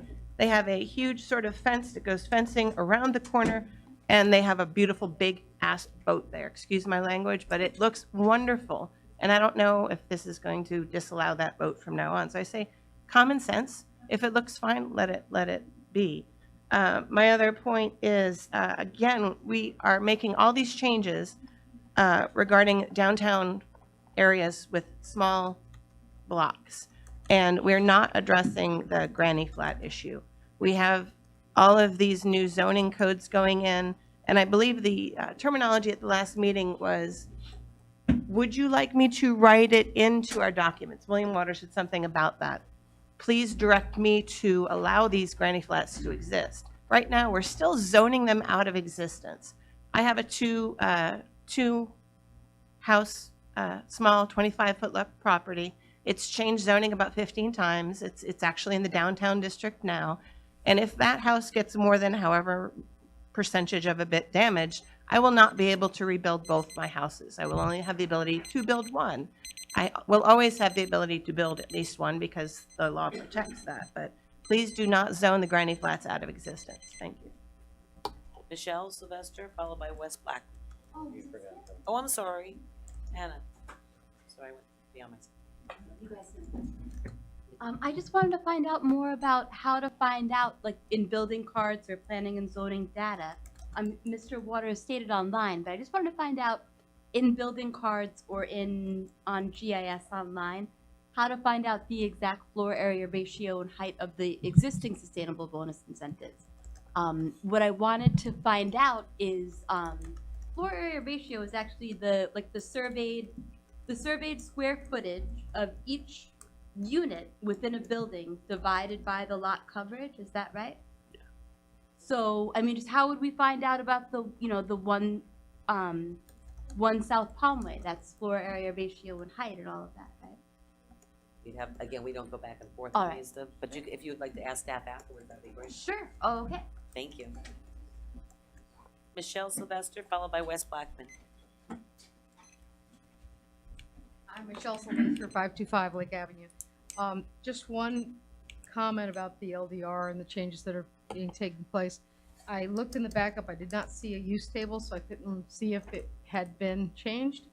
But there was significant conversation about removing tattoo and piercing salons from the DT area as a permitted or an allowable administrative use. And so I would urge all of you to make sure that that does not happen in the downtown corridor. That's all I got. Are we on the same order? No, we did that one before. We did that one before.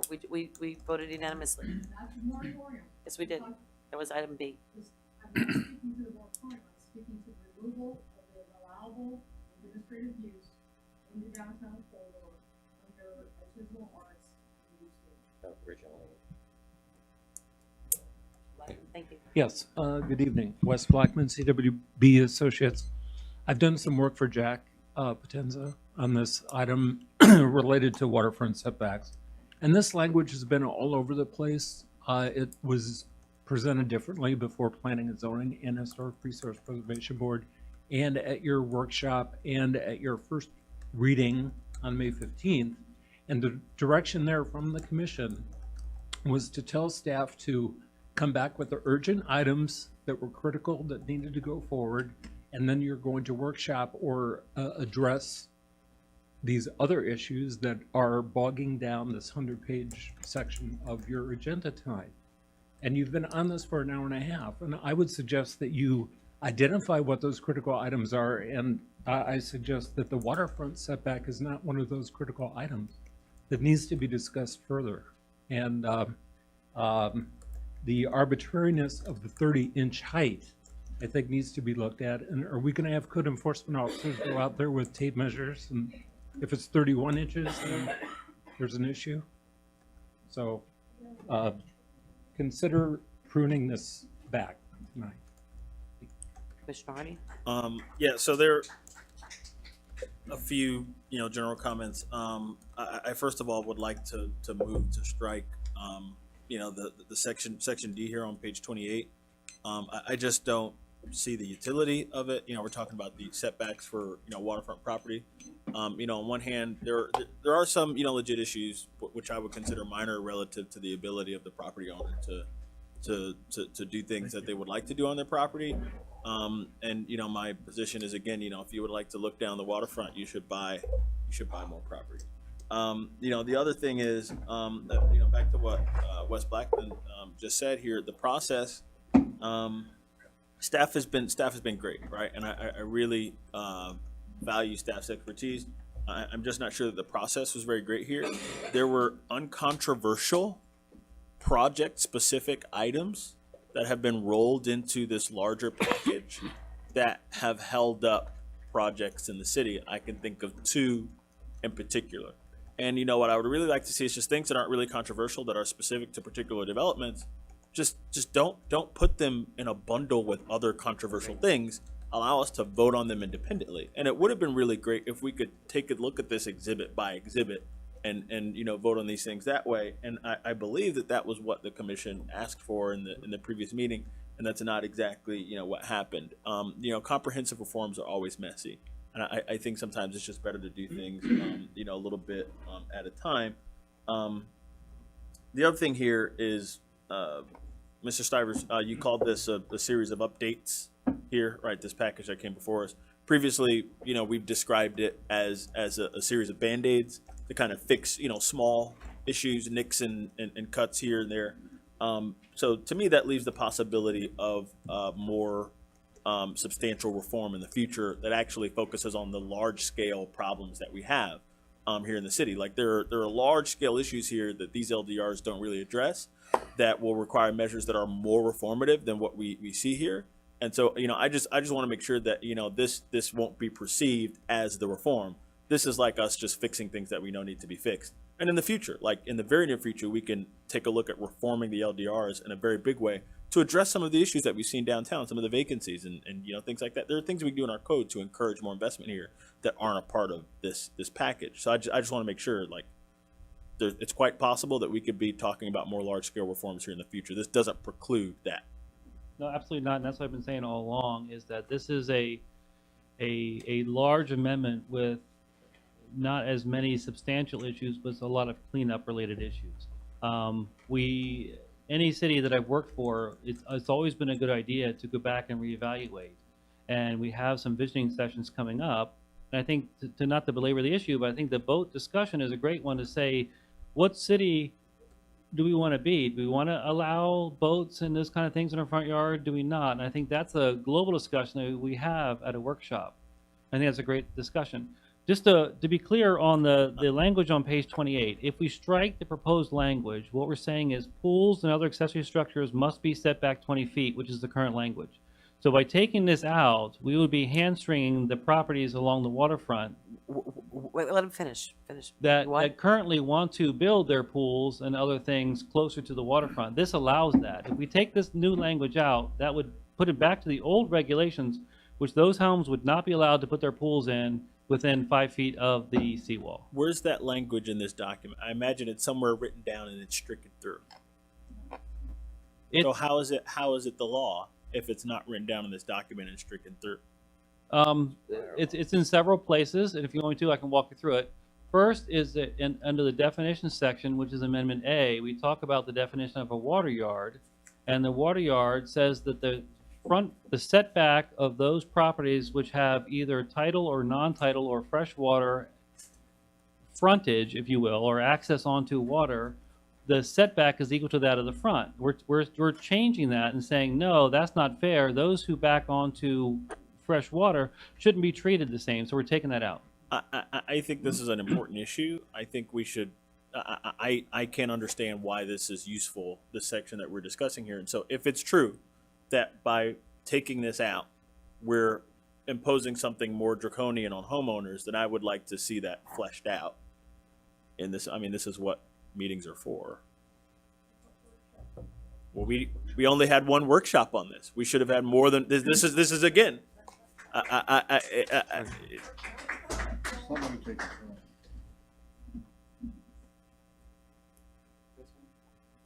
Mark, my question would be the question Michelle was asking in reference to, have we done away with staff's ability to regulate tattoo parlors in the downtown? We passed a moratorium for 1 year, but does that take away staff's ability to change anything? No, absolutely not. And so we had this discussion, remember, back on I think it was the April 24th workshop when we discussed this. We said there was two options moving forward, and one is to amend the use table to take tattoo parlors out of the downtown altogether. The second option would be to simply bring forward a moratorium. The direction we received was, let's do the moratorium so we could have this discussion, give us a year to really talk about what we want and where we want it in the downtown. So it doesn't prohibit us from then looking at this later, but it gives us a more immediate, legally defensible way to say, not in the downtown right now, so that we have time to look at it. That's what You brought it up. Glenn's office has I brought asked for the forward. moratorium on it, and then you said we need to have a visioning session to Right. talk about the future of the city. I get that. I'm just trying to answer her So- question in a public. That's what we approved. So, right, that's how we did the way But we in did, order- is to have the moratorium in place now to give us time to really evaluate what we want to do as a more permanent solution. Okay, and what would be the way of taking it out? Taking away staff's ability to make that decision? Because we've had the conversation up here that we're not comfortable with staff making some of it. We wanted it to come to us. Right. In the future, not just this, but other things. So what we're talking about there is, and I understand your question, is a global change to how we regulate land uses in the city. So currently we have three processes. Those uses which are permitted by right. When you come in, you get a building permit to do what you need to do, or you look at your business license to affect the licensing of that business on the property, and that's a permitted use by right. You come in and do that. Second process we have is an administrative use permit, which then takes a higher level of scrutiny. Staff has to look at, evaluate, is this use appropriate for that area? But it's still a staff level review. The third level we have is a conditional use, which adds additional conditions and criteria that goes to one of your two boards, your Planning and Zoning Board or the Historic Resource Preservation Board. Now, if we want more to come to the commission and boards, we can divide that authority up into more chunks or keep the number of pieces. You can have staff can review those which are permitted by right. We can have meetings all day too. We can do that. We can decide, we can all come here and just spend all day here. Sure. And decide whether people So that's- should go outside or go left or go right or go to the bathroom or all of those things. We could do all of them. Commissioner, yes, Commissioner Hardy? I'm Yeah, just- so- I mean, I'm being Okay, so we put up the definition of a water yard.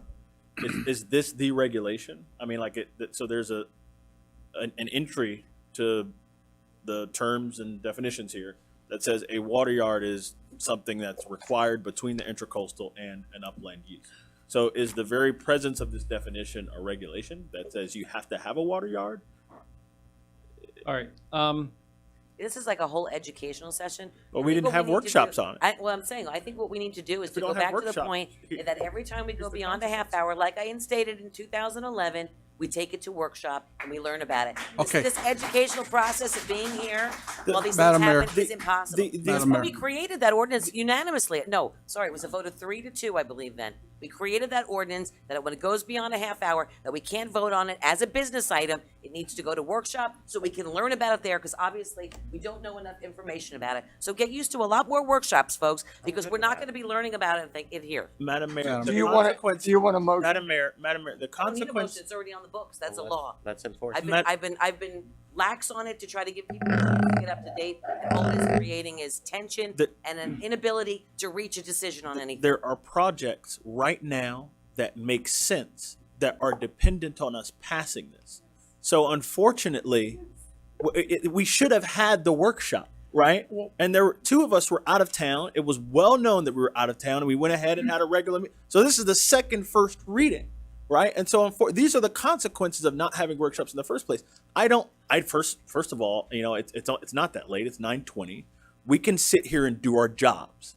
It's not going to take us that long. We have a job to do. There are people who are depending on us. They can't deliver uses to their tenants. They can't build things because we haven't approved this thing here, which includes uncontroversial things tied to their projects that are tied also to this stuff about waterfront, which people care about, to the stuff about boats, which people care about. So we have to have some act. We can't delay this any further.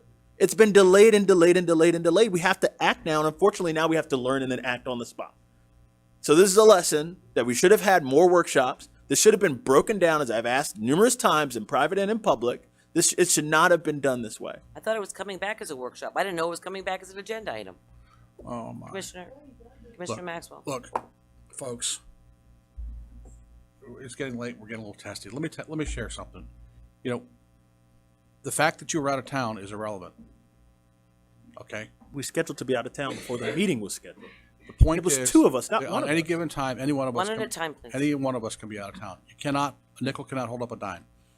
Government continues on. Okay? The other thing is, we did have a workshop on this initially. Number two, we've all had our opportunities with the one-on-ones with staff, with the city manager, everybody else. So the questions that you may have should have been asked then. And Madam Mayor, you have said this repeatedly over the years. We didn't have Don't come here. One at a time, please. Don't come here at night looking, without having done your homework. Okay? I'm going to call the question. This is silly. Okay? One at a time, please. For crying out loud. The question was called. We didn't get this until last week. How can we have one-on-ones about a document that's not in our possession? Question was called. I can't study this. It's how many The pages? question was called, please.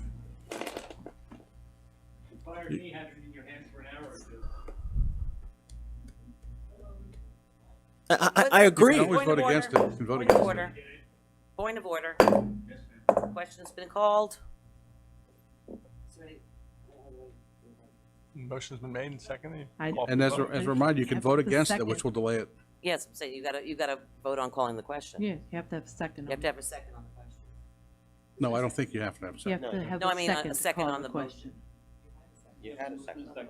Was a second on the motion? You had, a motion was made by Vice Mayor Amoroso, and it was seconded by Commissioner I Hardy. withdraw my second. You can't withdraw it after the question's been called. You can vote against the measure, and then that will kill it. This is The ridiculous. question has been called. I just have one There's question. no more. There's no more Nope. questions. Once the Well, question has been it's a called, question. that's it. No, there's no more conversation. Motion on the floor in a second. All those in favor state so by saying aye. All those opposed? Nay. Nay. Now what? What did you do? Did you say? I said nay. What did you say? I shall abstain. You can't abstain. You can't abstain. You have can't to vote, abstain. you're right. I'm going to go to the bathroom. You can't. Really? Is there a federal law saying I can't go to the bathroom? No, It's you can't. a state statute. So this is ridiculous. This is ridiculous. There are people who are in this room tonight who are investing in the city who can't deliver uses to their tenants 2 blocks down the street. Point of order. You don't run this meeting and you don't have the floor the entire meeting. I'm sorry. I'm a little tired of this.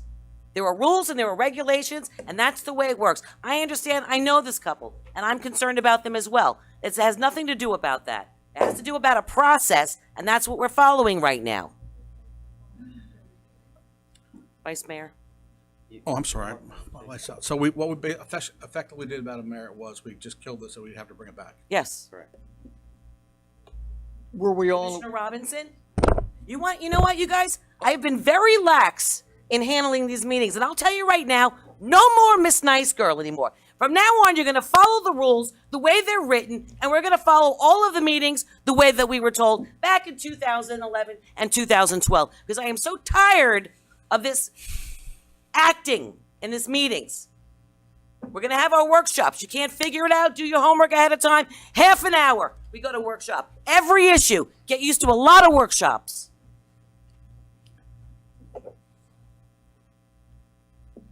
Moving on.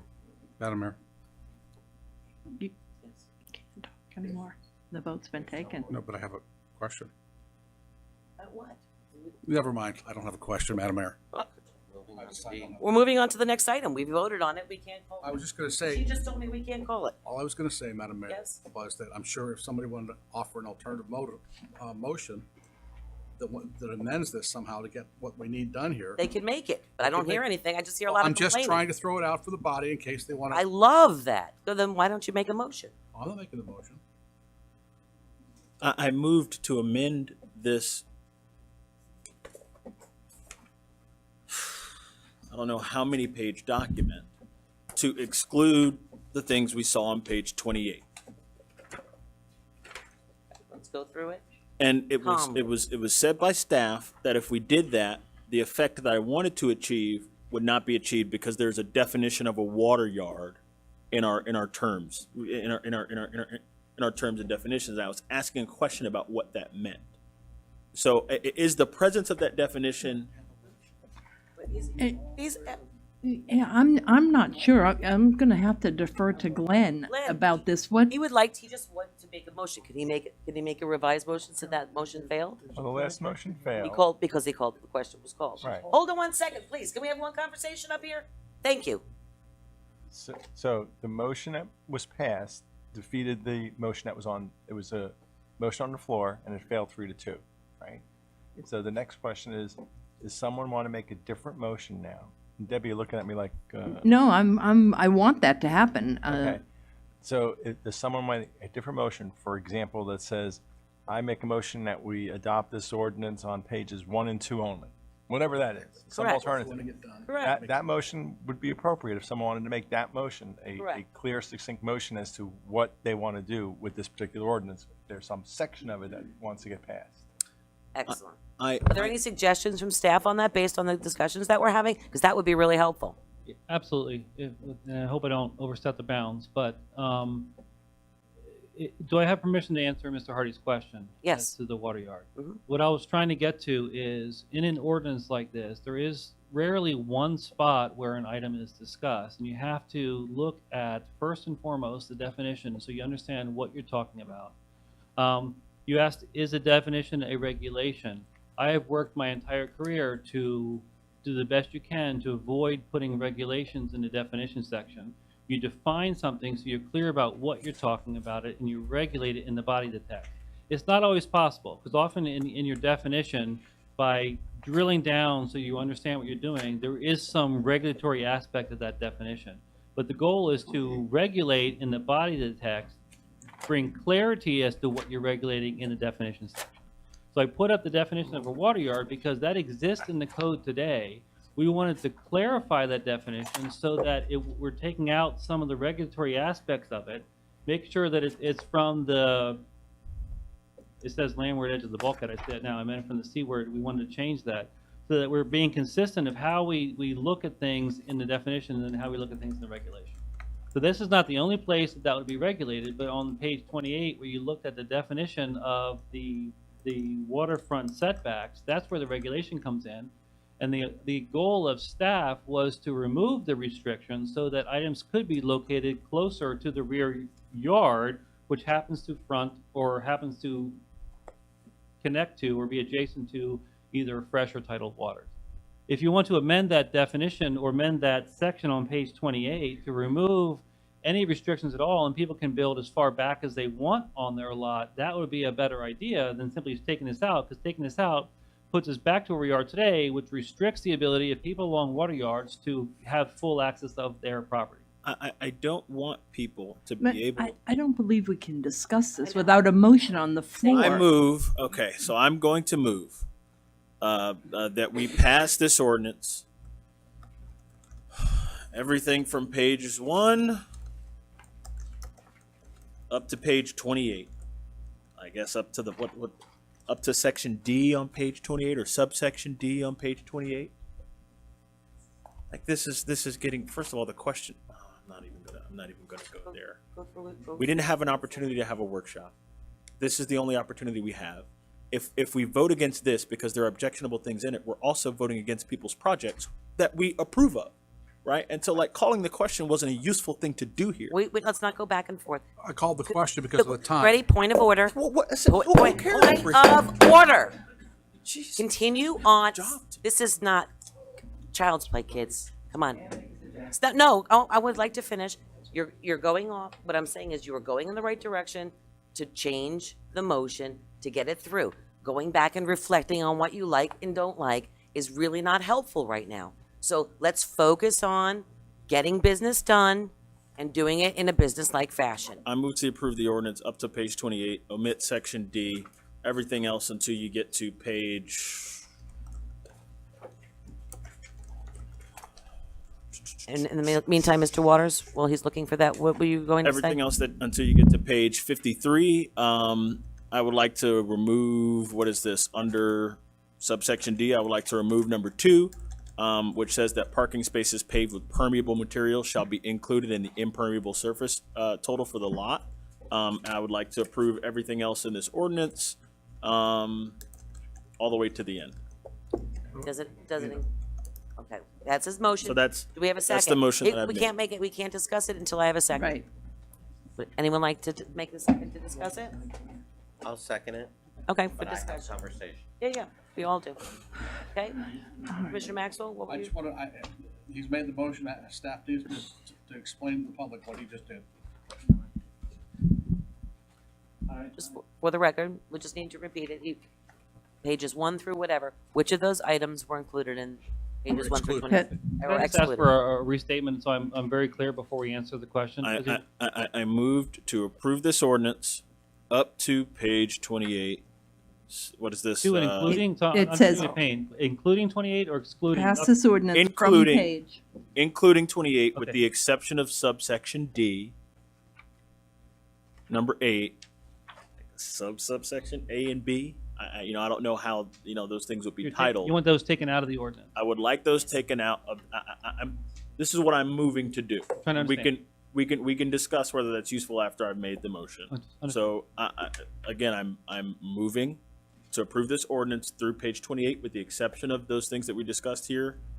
Subsection D, number 8 about, waterfront setbacks, all the way through to page, and excuse me, I have dog-eared this thing, 53, where we have a discussion about, The motion said you get to page 53 and you would like to remove section 2 yes. and would like to approve everything else Everything in else. this ordinance. Yes. Madam Mayor, can I make a suggestion? Yes. Okay. Maybe we take this one step at a time. So for example, if you'd like to remove page 28, section D, maybe a motion just to do that. And then there's another section to Well, that's remove. the motion I made. To remove, but then you added, then it got confusing, frankly. Well, But- before that was the motion that I made, and someone called the question to prevent discussion of that. But if you just remove, you can have a discrete vote on the 1, 2, or 3 sections that commissioners don't like. So you can remove section 1, 2, 3, and then what's left, you can make a motion to approve what's left, as opposed to trying to delete page 28 and then go up to page 53 and remove something else on page 53. I think that gets confusing for everybody. I think it's a lot easier if you just took this elephant in little bites and maybe made 2 or 3 motions to get to where you're trying to get to. So you're taking out the section of waterfront setbacks on page 28, and you want to amend page 53 to take out the parking spaces paved with permanent materials shall be included in the impermeable surface. Strike those 2 out and adopt the ordinance in its entirety minus those 2 sections. Is that understood? Yes. What about the boat? Oh, so we can't talk about it. So that's the motion. And that's been seconded. Yes. Yes, that's. So a motion and a second. You We asked can me now what the discuss. impact of that would be? What? Currently, what we're saying is then all properties that front on water will be subject to a 20-foot setback of pools, structures, and everything. Because that's what's currently in the code. Taking this out is giving relief to that requirement. So taking 28 out will say that we're going to hold to the current regulations, which means nothing can be located within 20 feet of the rear setback. He's trying to do the opposite. Right. So that has to stay in. Right. So my question was, I asked where is that in the code? I asked you to show that to me in the code, and you showed me a definition of a water yard. I get like, where else, other than the definition of the where is this regulation that you're speaking about? Okay. And that's why I was trying to explain. We got to the definition section, and the conversation got cut off, and I didn't get to finish the full explanation of all the pieces of where this is found. Okay. So the definition of the water yard sets up of how we define those rear properties that front onto water. So that's the definition of a water yard. So that's used in other places in the ordinance. Right. That definition exists now, except where, read up there, yard shall always be equal to the front yards in the applicable zone. That is being stricken out. Right now, we treat the front and back yards or water yards exactly the same. Removing that stricken language, which is up there, then provides a mechanism to have the rear type yard of a water yard be treated differently, which covers here. To get at what you want, I would recommend you include 28, and we can come back at our next round and talk about how tall of an accessory structure you want to allow beyond 30 inches. Because remember, an accessory structure can be 24 feet tall. It could be as much as 1,000 square feet or bigger. And I believe that's sort of where we have concerns from some people that someone would build a 24-foot tall, 1,000 square foot accessory structure on the water 5 feet from the property line. And that would be, I have no objection by at least 5 people that are on the water. And that's why we came up with this happy medium, hopefully to be an incremental step toward allowing things that are not allowed now. And then we can discuss more, can that accessory structure height be more than 30 inches? But to get it, what a lot of people have been waiting for is adopting this. The other part on 53 is irrelevant right now. We can delete that. And that's the impermeable surface being counted toward lot coverage. The other item is that what's in here is the ability for staff to approve an administrative variance for RVs, boats, or whatever is being removed entirely in this ordinance. And we can bring that back and discuss another alternative mechanism, which we already wrote language for, which you found objectionable at our last meeting. We can bring it back, and you can look at it and give us more insight on that. Okay. See, that explains things. Commissioner Hardy, is that clear now? So I was trying to get to, is in a definition where we don't try to have regulations, this one does. We say that the water yard shall always be equal to the front yard. We're saying, let's take that out, so we're not treating the water yard as the same as the front yard. So that removes the restriction. This then puts some regulation in place saying that pools and stuff, in layman's terms, if we don't amend the definition right now, nothing can be located closer than 20 feet to the rear of the yard. If we keep this amendment in, we're saying you're not treating the back as the same as the front, and you can have accessory structures close to the water. So I'm trying to get to what I think you're trying to accomplish. Why is it that you can't remove section D, number 8 about the setbacks while retaining this definition? I didn't say anything about changing this definition. I said let's just remove the bit about the. So then there's no restriction, then the setback would be the 5-foot setback and just be done with it. I would rather discuss that at a second reading. Yes, that's exactly what Yes. So I apologize for the delay. I understand where you're getting to now. Yes. That would actually work, and with the definition. No, I'm not crazy here. Now I get what you're talking about. I might be crazy.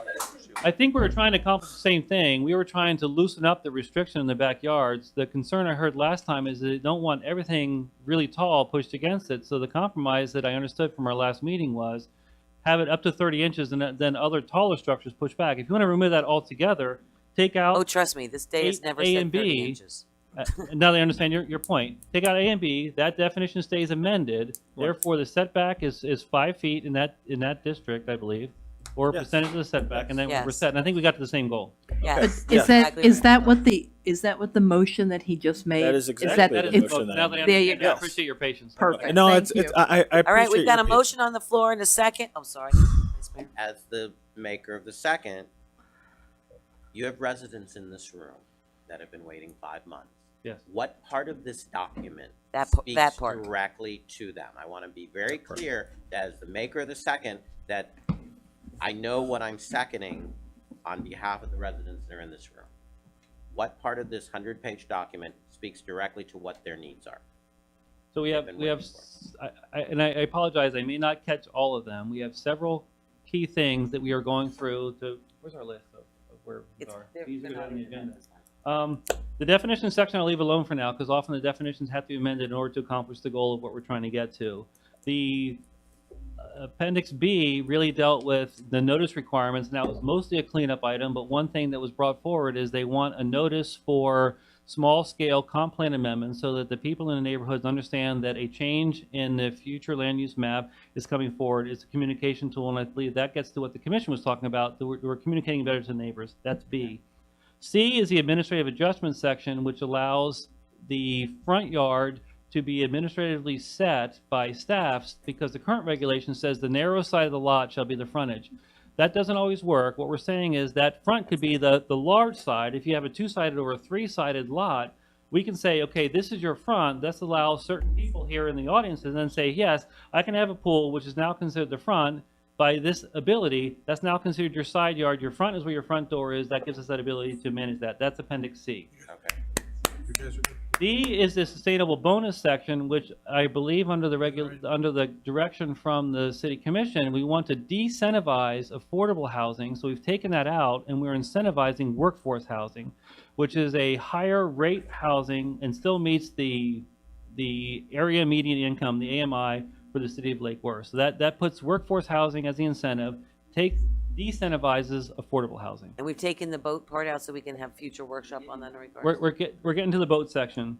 And if you don't want me to go down through all these, I can, but I think what we've left in the ordinance currently is what is the critical stuff that affects projects moving forward today. Okay, and I just want to make sure Could've that said that in maker 2 of the words less. second, that what we're doing with all these changes. In my professional has opinion, gotten that's a little what we confused. brought forward to you to vote on tonight.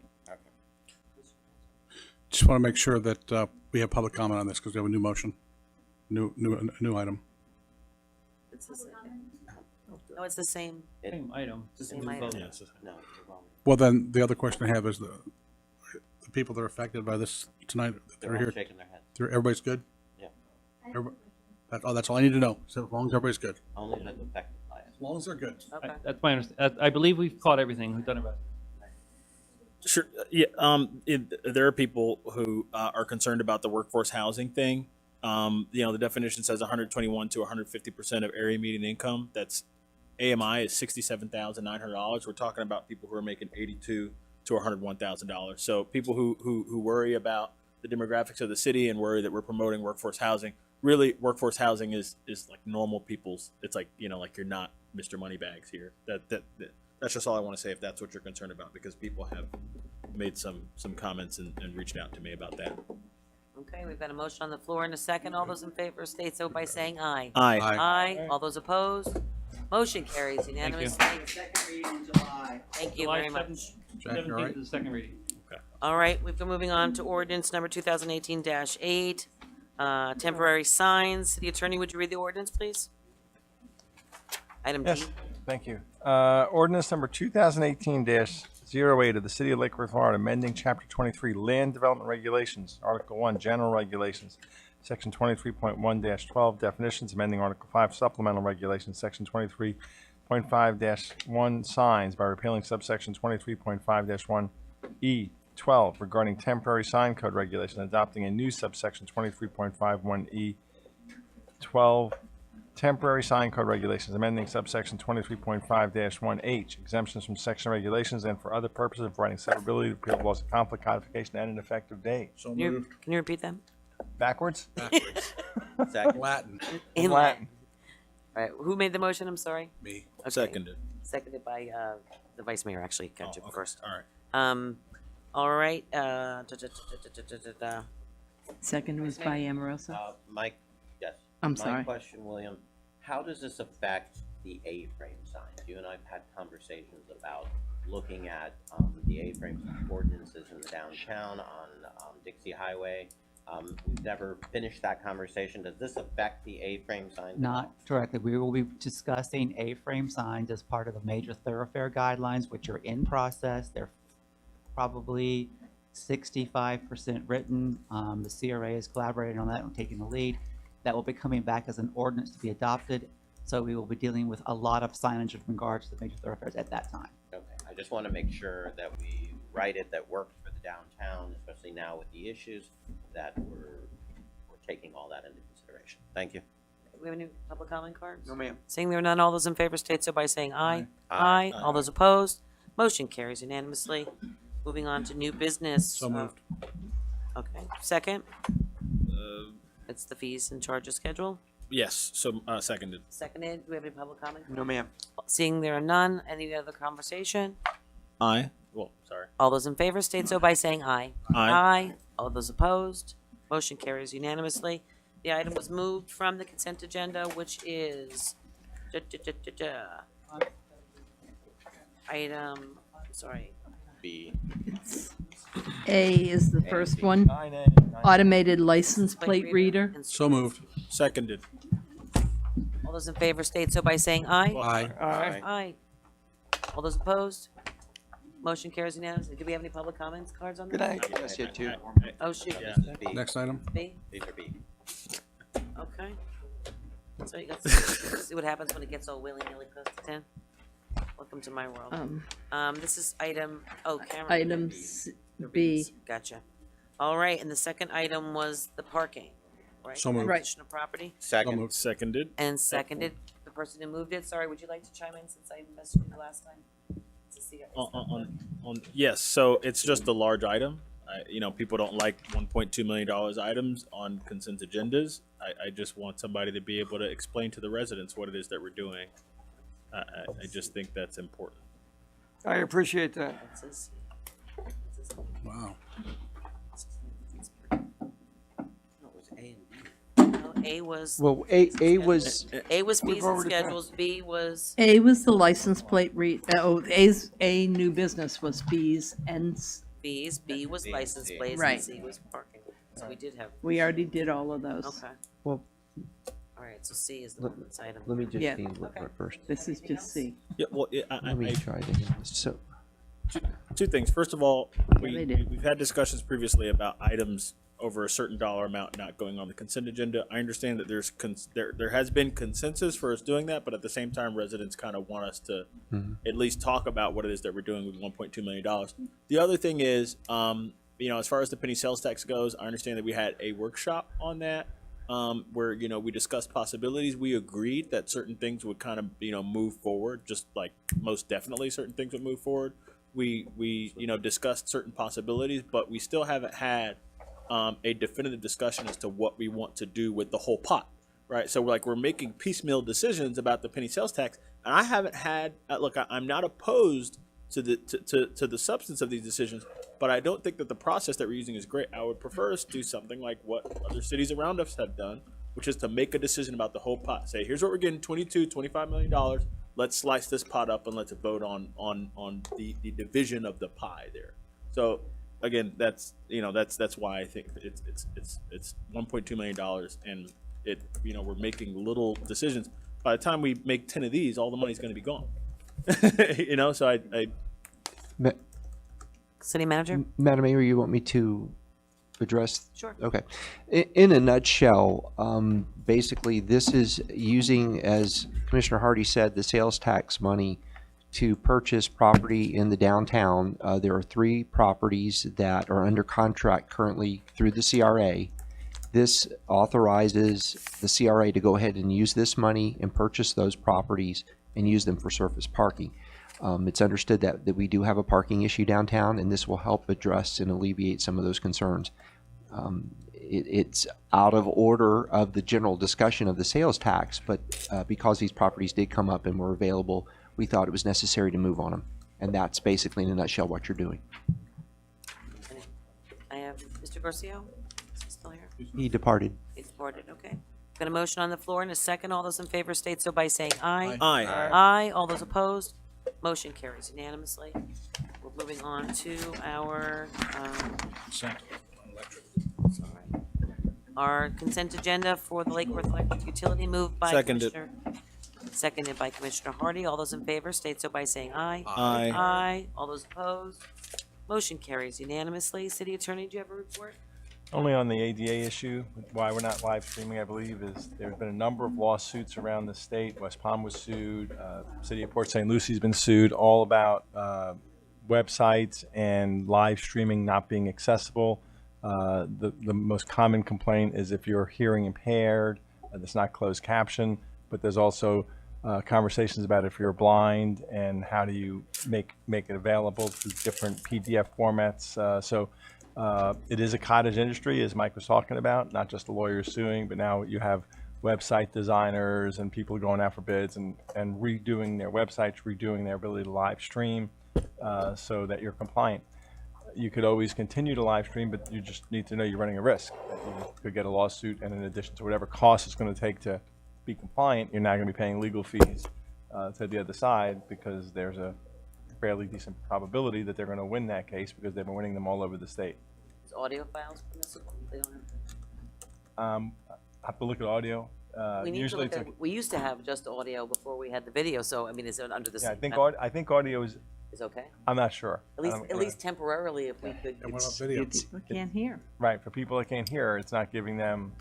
It's causing all kinds of concerns. The whole idea is to be as accessible to everybody. Down to our website that maybe even explains it's. I guess I need to know more about how people Yeah, would use it. We would use the internet if they couldn't.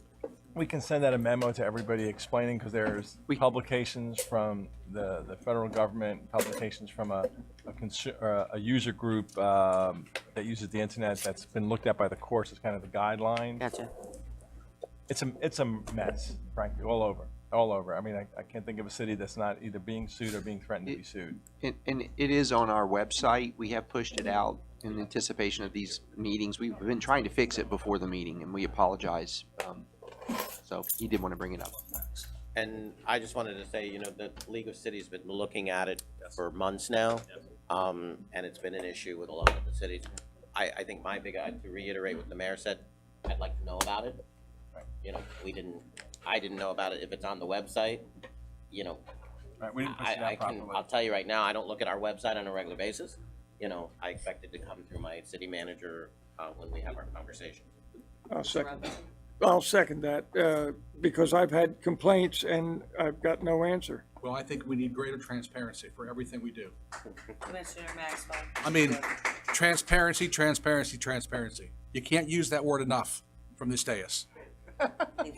Motion And to adjourn. I'm being sarcastic. Yeah. I'll entertain a motion to adjourn. Seconded. There you go. All those in favor say aye. Aye. Aye.